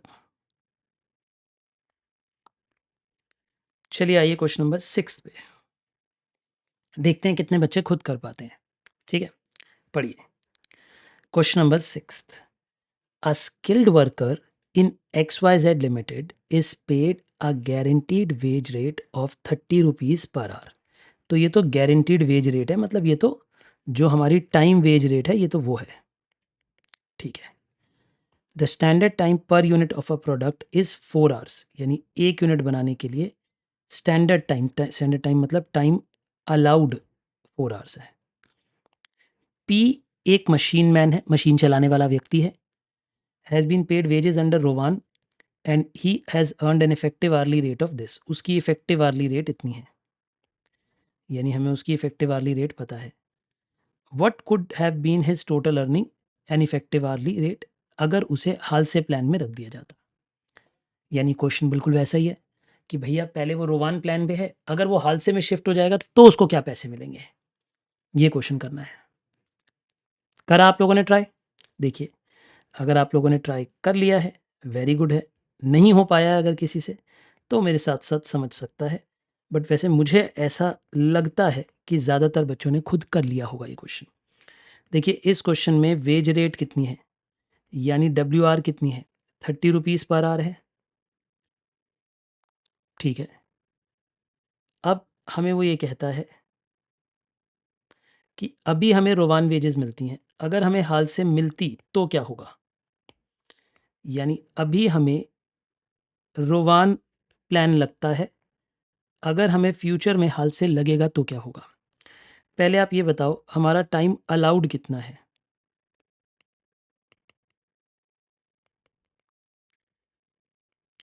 टाइम अलाउड कितना है, यानी TA कितना है।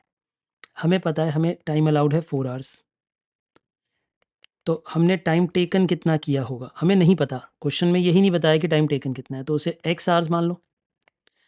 तो आपका टाइम सेव्ड कितना हो जाएगा, टाइम सेव्ड यानी TS, यानी ये 4 माइनस x आवर्स हो जाएगा। तो आप पहले मुझे ये बताइए कि हमारी रोवान वेजेस कितनी हो जाएंगी, time taken into wage rate, time taken upon time allowed into time saved into wage rate. Time taken है x, वेज रेट है 30, फिर x by 4 minus X into 30, 4 minus X into 30। ठीक है जी, यही बनेगा हिसाब किताब। अब आप मुझे बताओ क्या मैं इन दोनों में से 30x कॉमन ले सकता हूँ? जी हाँ, बट पहले इफेक्टिव वेज रेट बताओ। क्वेश्चन ने आपको इफेक्टिव वेज रेट दी हुई है, तो उसका मतलब होता है total wages upon time taken.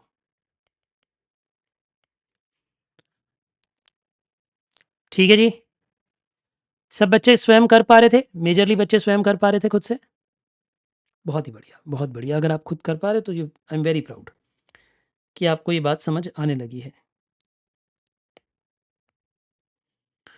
तो हमें इफेक्टिव वेज रेट कितनी बताई थी, 37.5 रोवान में। टोटल वेजेस देखिए, टोटल वेजेस कितनी है, ये रोवान वेजेस की बात हो रही है।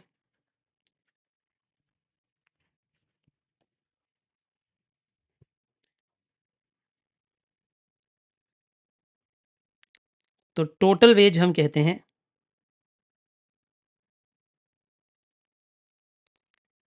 वो हो गई 30x plus 30x 4 minus X upon 4 whole upon X, ये हो गया हमारा। अब क्या करें, एक बात बताइए, इन दोनों में से क्या हम 30x को कॉमन निकाल सकते हैं? क्या हम इन दोनों में से 30x को बाहर निकाल सकते हैं? बिल्कुल वैसे ही जैसे पिछले क्वेश्चन में भी किया था। तो यहाँ पे क्या बनेगा सोचो, 37.5 इज इक्वल टू 30x,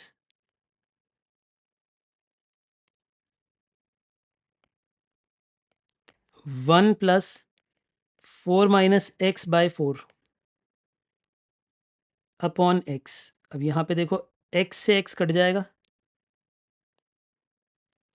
तो ये बचा आपके लिए 37.5 divided by 30 is equal to 1 plus 4 minus X by 4। तो इन दोनों को अगर आप डिवाइड कर दो तो 1.25 आता है। 1 माइनस करने इधर ले आओ, तो दोस्तों ये 0.25 आ जाएगा। इंटू 4 करो तो 4 माइनस एक्स आ जाएगा।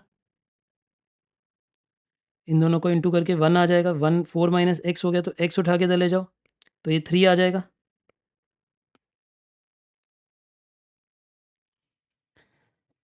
यानी एक्स की वैल्यू 3 आ गई। यानी हमारे हिसाब से टाइम टेकन कितना है, 3 आवर्स। कितने बच्चों ने यहाँ तक एग्जैक्टली सेम कर लिया था, मतलब ठीक कर लिया था, बिल्कुल कोई भी दिक्कत नहीं आई थी उन्हें? सभी ने कर लिया था, बहुत बढ़िया। अब अगर यही कंपनी आपको रोवान की जगह हाल से प्लान देगी तो क्या होगा? वो पूछ रहा है रोवान अगर प्लान हो गए हाल से की रोवान की जगह अगर हाल से देगी तो क्या होगा?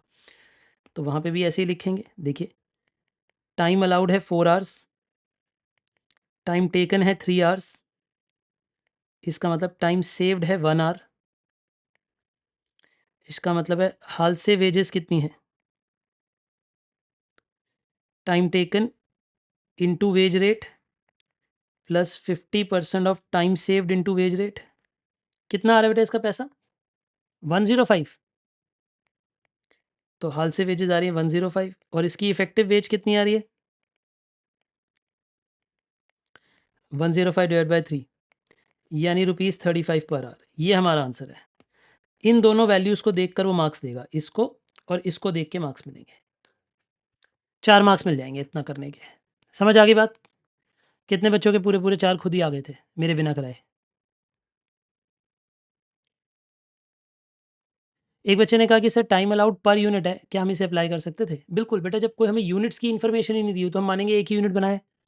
क्या इस क्वेश्चन में उसने आपको कोई जानकारी दी कितने यूनिट बनाए, क्या वो? नहीं ना। तो फिर हम मान के चलेंगे एक यूनिट से ही क्वेश्चन करना है, क्योंकि क्वेश्चंस का यूनिट्स का नंबर नहीं पता हमें। अगर यूनिट का नंबर पता होता तो यूनिट, जैसे अगर मान लो बोलता 200 यूनिट बनाए, फिर हम 200 के हिसाब से करते। बट जब बोला ही नहीं तो फिर एक ही यूनिट के हिसाब से क्वेश्चन चलेगा ना। फिर तो एक यूनिट के हिसाब से ही क्वेश्चन चलेगा। बोलिए, ये बात भी क्लियर है आपको?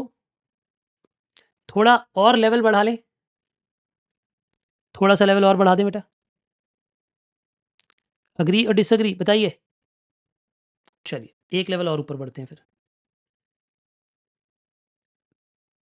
इसके लिए पहले मुझे आपको एक स्टेटमेंट सिखानी पड़ेगी, फिर मैं आपको एक लेवल और ऊपर लेके चलूंगा, ठीक है?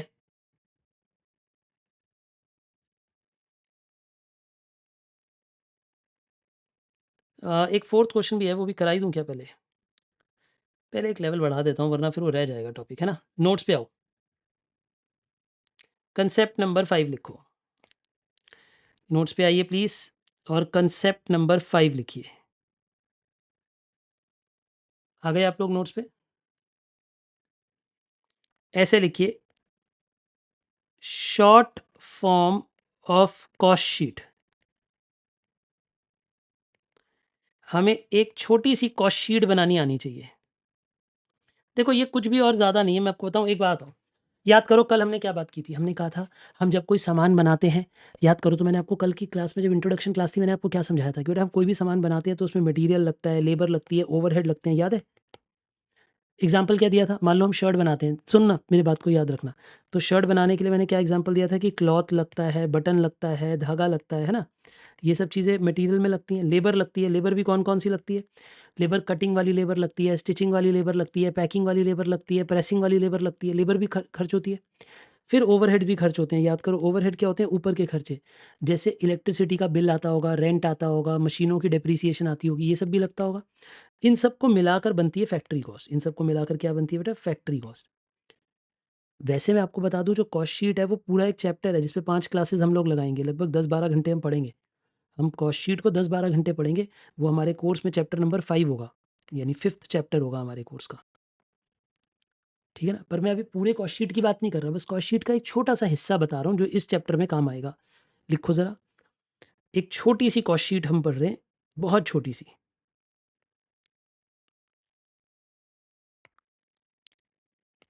बनाइए, आप भी मेरे साथ साथ बना सकते हैं चाहें तो।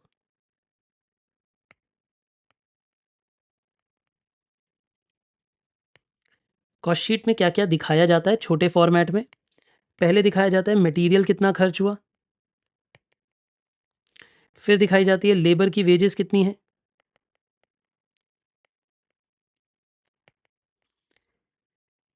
फिर दिखाया जाता है ओवरहेड कितना है। ठीक है जी, ओवरहेड्स। यूजुअली ओवरहेड कैसे आता है, आवर्स वर्कड, कितनी देर काम किया है, into overhead rate per hour. Overhead rate per hour से इनटू कर देते हैं, और इन सबको ऐड करके हमारे पास, जब हम इन सबको ऐड कर देते हैं, हमारे पास फैक्ट्री कॉस्ट आ जाती है। क्या आ जाती है यूजुअली, फैक्ट्री कॉस्ट आ जाती है। यानी बेसिकली प्रोडक्शन के खर्चे आ जाते हैं। यानी क्या आ जाता है बेसिकली, प्रोडक्शन कॉस्ट आ जाती है, यानी सामान को बनाने का खर्चा आ जाता है। क्या ये बात आपको क्लियर हो गई? मैं दोबारा बोलता हूँ। मैंने अभी तक आपसे क्या क्या वर्ड बोले, मैंने बोला कॉस्ट शीट बनाते हैं। जैसे मान लो मैं टी शर्ट बनाता हूँ, अब अगर मैं टी शर्ट बनाकर बेचता हूँ तो टी शर्ट में क्या क्या इसके खर्चे हैं। सोचो, आप ये सोचो ना, मैं टी शर्ट के खर्चों का स्टेटमेंट बना रहा हूँ।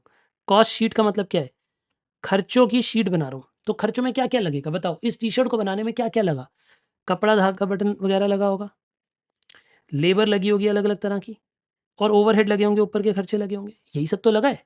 और फिर इन सब का टोटल है फैक्ट्री कॉस्ट। बोलिए, बातें क्लियर हैं आपको?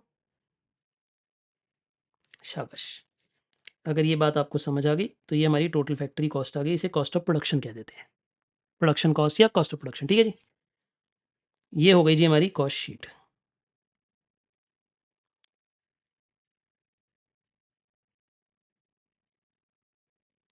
कोई दिक्कत तो नहीं?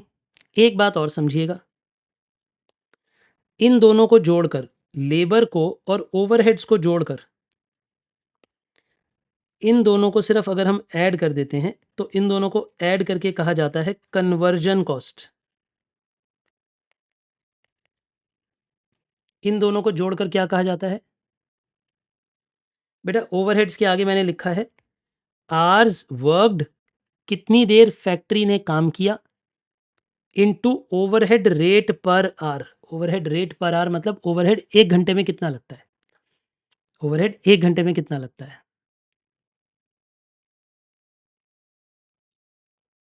ठीक है जी। सर, इन दोनों को कन्वर्जन कॉस्ट क्यों कहते हैं? देखो, मटेरियल को छोड़कर जितना भी और खर्चा होता है ना शर्ट बनाने के लिए, उसे कन्वर्जन कहते हैं, क्योंकि वो कन्वर्ट कर रहा है, कपड़े को टी शर्ट में कन्वर्ट कर रहा है लेबर। एग्जाम्पल लो, मैं मिट्टी खरीद के लाया, मिट्टी से घड़ा बना दिया हमने। तो मिट्टी से घड़ा बनाने के लिए जितने भी और खर्चे हुए ना मिट्टी को छोड़कर, वो सारे कन्वर्जन कॉस्ट है। कन्वर्जन का मतलब क्या है? ठीक है, कन्वर्जन का मतलब है उस सामान को किसी नए रूप में लाने के लिए कितना खर्चा हुआ। जैसे एक एग्जांपल देता हूं, ये गोल्ड है, गोल्ड की एक बार है, मान लो गोल्ड का बिस्किट है, बिस्किट बोलते हो ना आप लोग, गोल्ड की बिस्किट है। अब इससे अगर मैं हार बनवाता हूं, ऐसे कुछ लोग हार बनवा लेते हैं ना ऐसे गोल्ड से, तो ये एक प्रोडक्ट है जो नेकलेस है ना। अब इस गोल्ड को, ये रॉ मटेरियल है, इसे यहां तक बनाने में क्या क्या खर्च हुआ होगा बताओ। गोल्ड को नेकलेस बनाने में क्या क्या खर्च हुआ होगा, सोच के बताओ। तो आप कहोगे गोल्ड को नेकलेस बनाने के लिए लेबर ने काम किया होगा, ओवरहेड लगे होंगे, बिजली पानी का खर्चा लगा होगा, बेटे गोल्ड को गर्म करने का खर्चा लगा होगा, हीटिंग लगी होगी, मशीनें लगी होंगी, मशीनों की डेप्रिसिएशन लगी होगी, वर्कर्स की सैलरी लगी होगी। तो वो सारे खर्चों को कन्वर्जन कॉस्ट कहा जाता है। उन सब खर्चों को क्या कहा जाता है? Conversion cost. मतलब मटेरियल को छोड़कर बाकी सारे खर्चे कन्वर्जन कॉस्ट है। दोबारा बोलो, मटेरियल को छोड़कर बाकी सारे खर्चों को कन्वर्जन कॉस्ट कहा जाता है, क्योंकि वो कन्वर्जन के काम आ रहे हैं। लिखो, इसकी डेफिनेशन भी लिख लो ताकि रिवीजन में भूलोगे नहीं। ऐसे लिखो,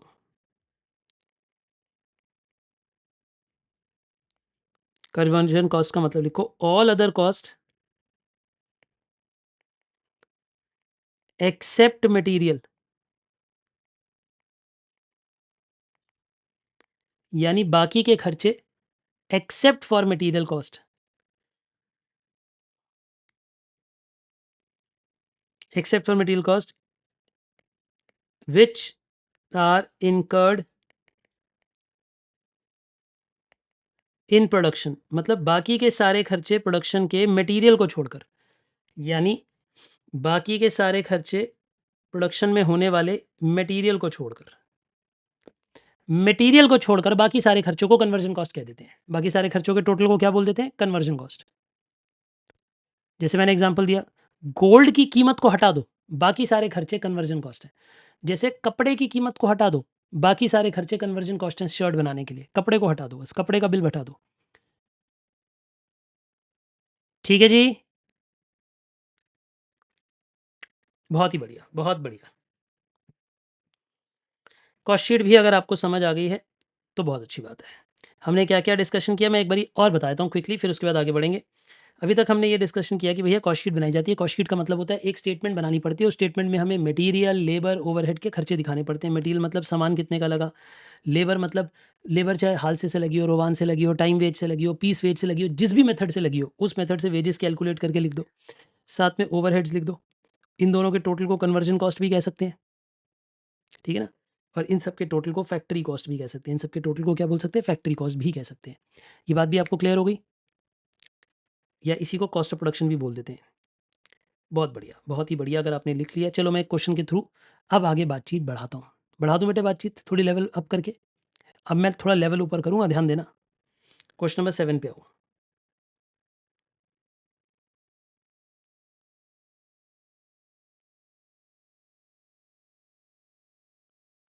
देखिए,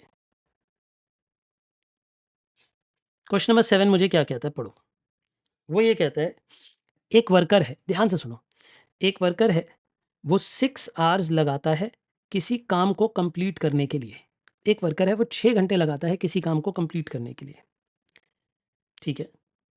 the standard time allowed for the job is 9 hours. देखो एक बात बताओ, टाइम अलाउड है 9 आवर्स, लेकिन वो बंदा काम कर देता है 6 घंटे में। मजेदार बंदा है, तेज बंदा है कि नहीं, बताओ जल्दी बताओ। यानी टाइम अलाउड है 9 आवर्स, लेकिन वो कितनी देर में कर देता है? 6 घंटे में। तो चलो आप पहले समझो, लिखो मत साथ साथ, सिर्फ समझो, सिर्फ समझो।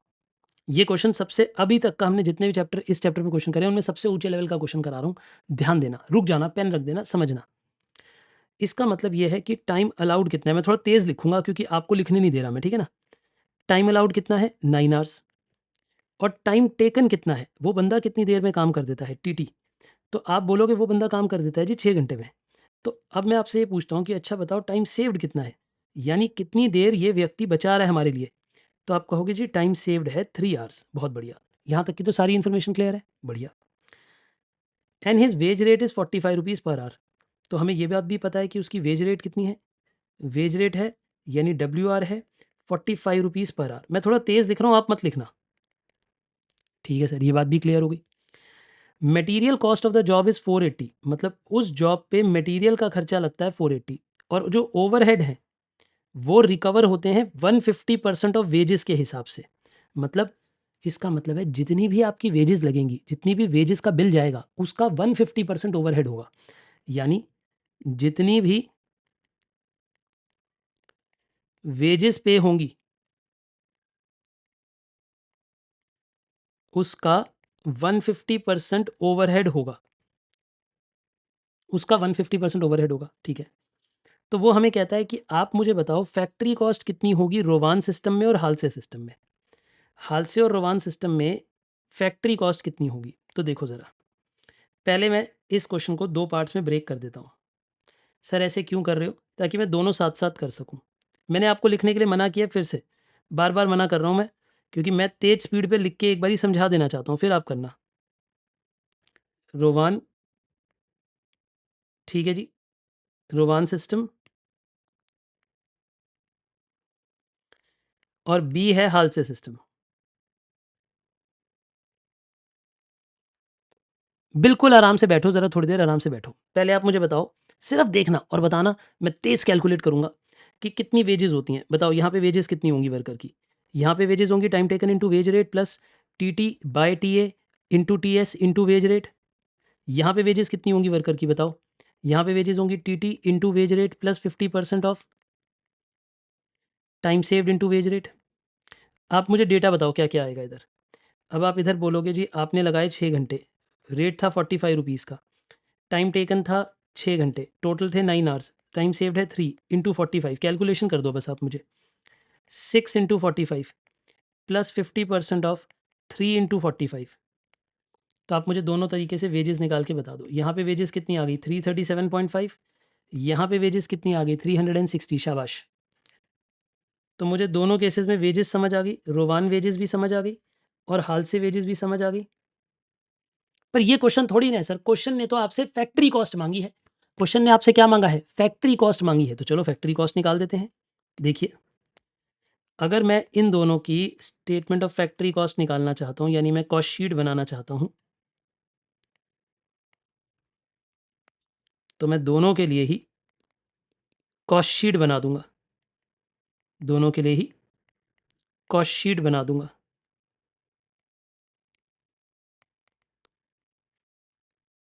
देखिए ज़रा, पर्टिकुलर्स अमाउंट रुपीज़ है ना, पर्टिकुलर्स अमाउंट एंड रुपीज़, ठीक है। सबसे पहले आप मुझे बताइए दोनों के ही अंदर ही मटेरियल कॉस्ट कितनी थी, यानी जब हम मटेरियल लगाएंगे तो दोनों में ही कितने का मटेरियल लगा। बेटा चाहे आप एक बात हो, लेबर को आप हालसे से पैसा दो या रोवान से पैसा दो, कपड़ा तो उतना ही लगेगा। यार मैं टी शर्ट बना रहा हूँ, जरा मेरी बात को समझो, टी शर्ट बना रहा हूँ, तो चाहे हालसे से बने चाहे रोवान से बने, कपड़ा तो उतने का ही लगेगा, कपड़ा थोड़ा बढ़ जाएगा। तो कपड़े का बिल तो उसने खुद ही बता दिया था कि मटेरियल लगता है 480 रुपीज़ का, तो मटेरियल तो 480 रुपीज़ का ही लगेगा, ठीक है। अब आती है लेबर कॉस्ट, लेबर कॉस्ट, लेकिन यहाँ पे रोवान लगेगी और यहाँ पे लेबर कॉस्ट में हाल से लगेगी। रोवान में 360 की वेजेस थी, हाल से में 337.5 की वेजेस थी, ठीक है। अब बात आती है ओवरहेड्स की। ओवरहेड्स में उसने क्या बोला था? उसने बोला था ओवरहेड लगेगा 150% ऑफ डायरेक्ट वेजेस, यानी 150% ऑफ डायरेक्ट वेजेस, यानी यहाँ पे भी ओवरहेड्स कितनी लगेंगी? उसने बोला था 150% ऑफ डायरेक्ट वेजेस, जितनी भी डायरेक्ट वेज लगेगी उसका 150%। तो यहाँ 540 आ जाएगा, यहाँ पे 506.25 आ जाएगा। अब इन्हें ऐड करो, अब इन्हें भी ऐड करो, तो आपके पास फैक्ट्री कॉस्ट आ जाएगी। यहाँ पे है 1380 और यहाँ पे फैक्ट्री कॉस्ट कितनी है बेटा? यहाँ पे फैक्ट्री कॉस्ट है 1323.75। शाबाश। आई होप मेरी स्पीड तेज थी लेकिन आपको समझ फिर भी आ गया। जल्दी से बताइए कि आपको पूरा क्वेश्चन समझ आया हमने क्या किया। यानी इस क्वेश्चन में हमने एक बार रोवान से वेजेस निकाली, एक बारी हालसे से वेजेस निकाली, फिर उसे कॉस्ट शीट में रख दिया, यानी यहाँ रोवान वेजेस रख दी, यहाँ हालसे वेजेस रख दी। मटेरियल तो दोनों में बराबर ही होगा। ओवरहेड कितना लगा? जितनी वेज थी उसका 150%, जितनी वेज थी उसका 150%। अच्छा एक बात बताओ, इस क्वेश्चन में ओवरहेड लग रहा है 150% ऑफ वेजेस, तो क्या हर क्वेश्चन में इतना ही लगता होगा? नहीं सर, हर हर क्वेश्चन में अलग मेथड होगा। कभी ओवरहेड के लिए कोई और मेथड देगा, कभी कोई और मेथड देगा, कभी कोई और मेथड देगा। तो ओवरहेड के बहुत सारे मेथड हैं। जब आप ओवरहेड चैप्टर पढ़ोगे तो आपको पता लगेगा बड़े सारे मेथड्स हैं, ठीक है ना। हाँ बट गिवन होगा, ये हमें निकालना था फैक्ट्री कॉस्ट। समझ आया? अच्छा एक बात बताओ, एक मिनट रुकना ज़रा। मैं आपको ये बताऊँ हम स्टेप बाय स्टेप कैसे पढ़ रहे हैं। सोचो, पहले हमने क्वेश्चन पढ़े जिसमें हमने बेसिक वेज कैलकुलेशन के क्वेश्चंस पढ़े। अब हम उससे एक लेवल ऊपर आ गए कि वो वेज कैलकुलेशन करने के बाद कहाँ जाती है? वेज कैलकुलेट होने के बाद कॉस्ट शीट में जाती है। तो अब हम कॉस्ट शीट के क्वेश्चन पढ़ने लगे हैं। समझ आ रही है आपको? वेज तो एक कंपोनेंट है ना कॉस्ट का। क्या एक बात बताओ, ये टी-शर्ट बनने में सिर्फ वेजेस लगी हैं? नहीं, बाकी खर्चे भी तो होंगे, तो उन सबको टोटल करके फैक्ट्री कॉस्ट निकालनी सीखो। करो बेटा कॉपी। कॉपी करना है कॉपी करो, खुद करना है खुद करो। मेरे हिसाब से तो खुद करो। वीडियो को पॉज़ कर लो अगर रिकॉर्डेड मोड पे पढ़ रहे हो और खुद करो। जो बच्चे लाइव पढ़ रहे हैं वो खुद लिख लें, वो भी खुद भी कोशिश कर सकते हैं। मैं 1 मिनट के लिए स्क्रीन से हट जाता हूँ। आप ज़रा जल्दी से इसे कॉपी कर लो। और वरना खुद ट्राई कर लो, क्विक। बेटा किया आप लोगों ने कॉपी? आज मैं आपको होमवर्क दे रहा हूँ। क्वेश्चन 1 टू 7 आप लोग ट्राई करके आइएगा अपनी बुक में से। इसमें कुछ क्वेश्चनों में आप अटकोगे, जैसे 4th क्वेश्चन में शायद आप थोड़ा अटकोगे, फर्स्ट के कुछ पार्ट में शायद अटक सकते हो, बट ट्राई करके आओ। फिर जिन में भी आपको डाउट होगा कल मैं कराऊँगा, ठीक है? आज का होमवर्क आपका क्या है? 1 टू 7 तक के क्वेश्चंस आप ट्राई करके आइए, ठीक है? करके आएँगे सब? बहुत बढ़िया। आप 1 टू 7 तक के क्वेश्चंस ट्राई करिए and I will see you guys. अब हम खैर संडे को क्लास नहीं होगी, सीधा मंडे को क्लास होगी, ठीक है? हम अब अगली क्लास सीधा मंडे को लेंगे सुबह। ऑलराइट? ट्राई कर लीजिएगा।